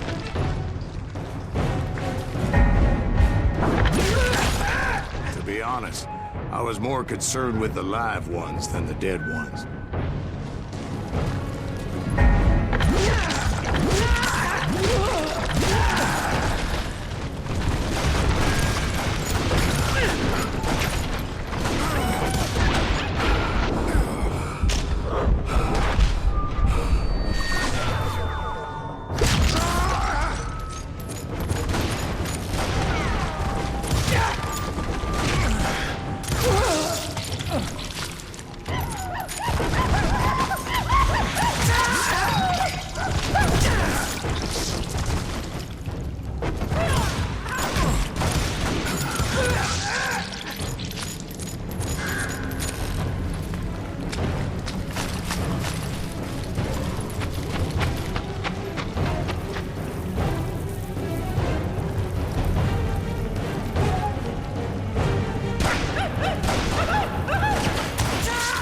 How come you know so much about engines? A few years back, I was married to 2 Mescalero women. At the same time? Yeah, they were sisters. Polygyny is traditional among the Mescalero. So what happened? Oh, I had to get out of there. Those girls never shut up. Both of them nagging at me all the time. Drove me half crazy. Haven't seen them since. No, I mean, what happened with Grey Wolf? Oh, well, I pursued him into the Cave of Death.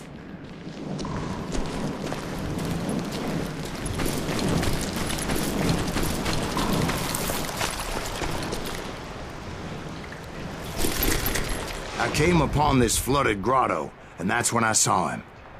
He came to me unarmed and unafraid. His voice echoed in the shadows, and I sensed he meant me no harm. You carry great darkness in your heart, and if you do not release it, it will claim your soul. The sound of his voice put some kind of ancient Indian spell on me.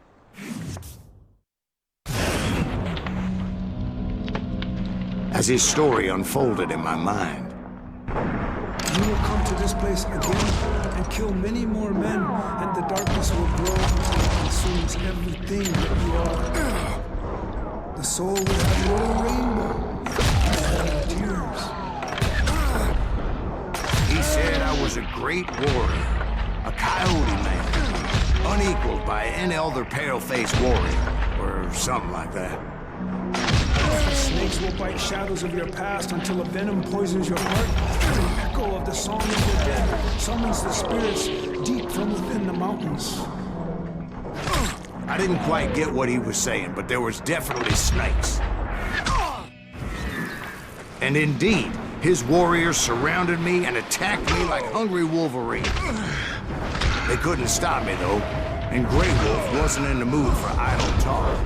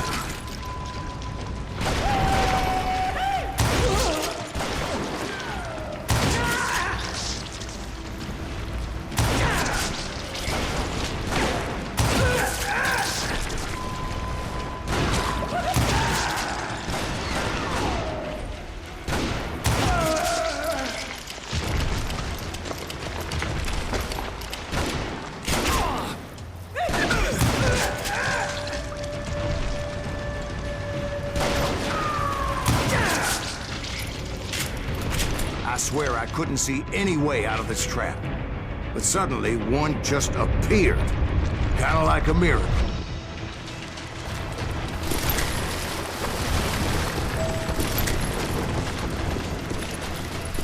I felt like I would be lost in that damn cave forever.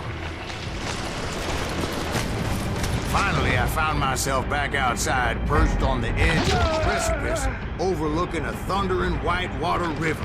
To get where I was going required several leaps of faith, but no way in hell I was turning back.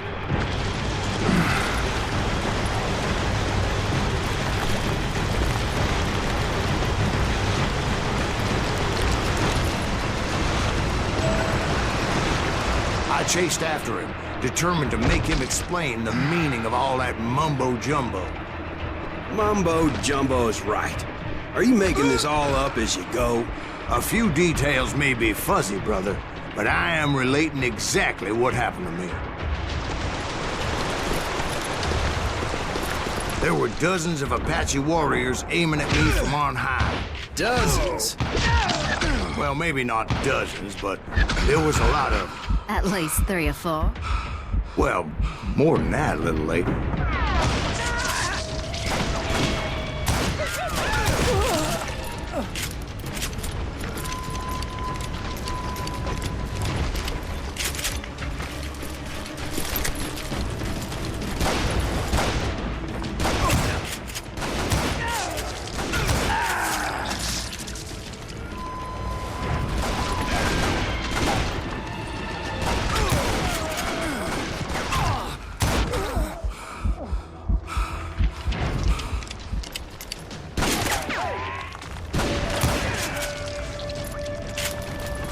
Steep climb up creek ahead of me and scrambled up those rocks like a mountain goat. I was determined to locate Grey Wolf and find out exactly what the hell he was trying to tell me. And wouldn't you know it, that crafty son of a bitch led me right into a trap. What kind of trap? Well, son, there had to be at least 100 Apaches surrounding me. 100? God be my witness. Oh, come on. Who are you kidding? Hey, I believe you. Come on, tell us how it ended. All right, but I'm not gonna drag this out. Where were we? You were surrounded by 100 Apache warriors. Well, I didn't take the time to count them exactly, but there were a lot of them.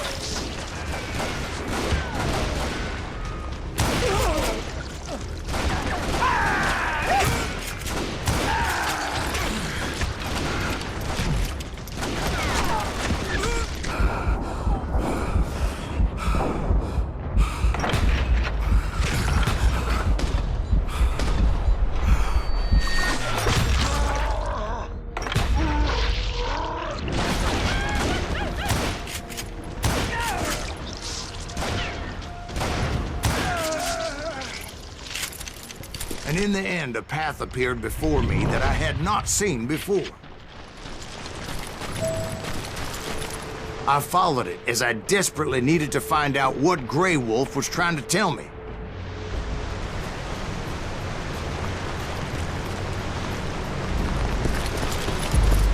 But it was like that son of a bitch disappeared into thin air.